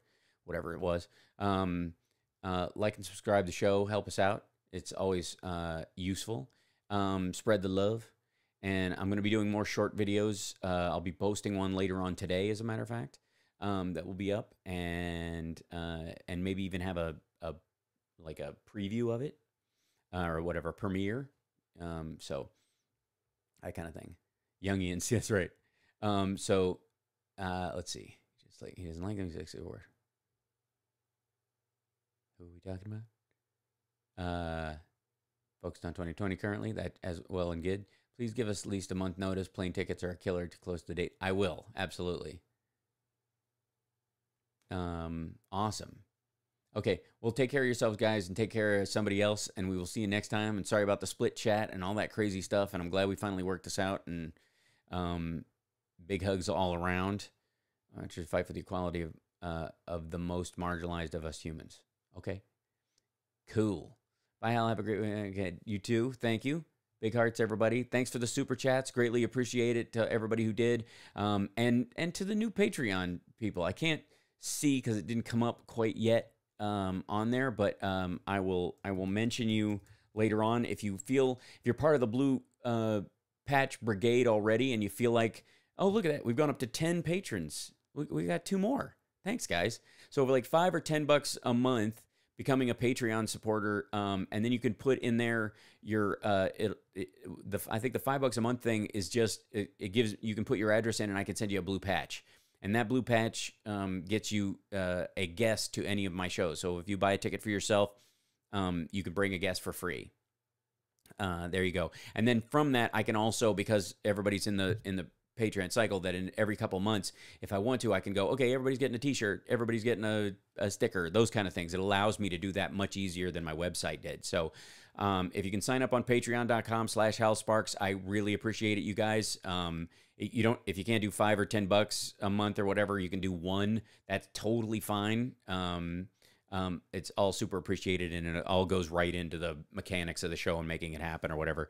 And eventually getting us to where we can get like that studio bridge back and forth between me and Chicago and all that kind of stuff. That's next level Tom Hartman gear. Anyways, you guys are wonderful. Thanks so much for your support on and for having the conversations that we have. I super appreciate it. So we'll see you next time. Bye, everybody. Bye. Take care. See you later. Let's see.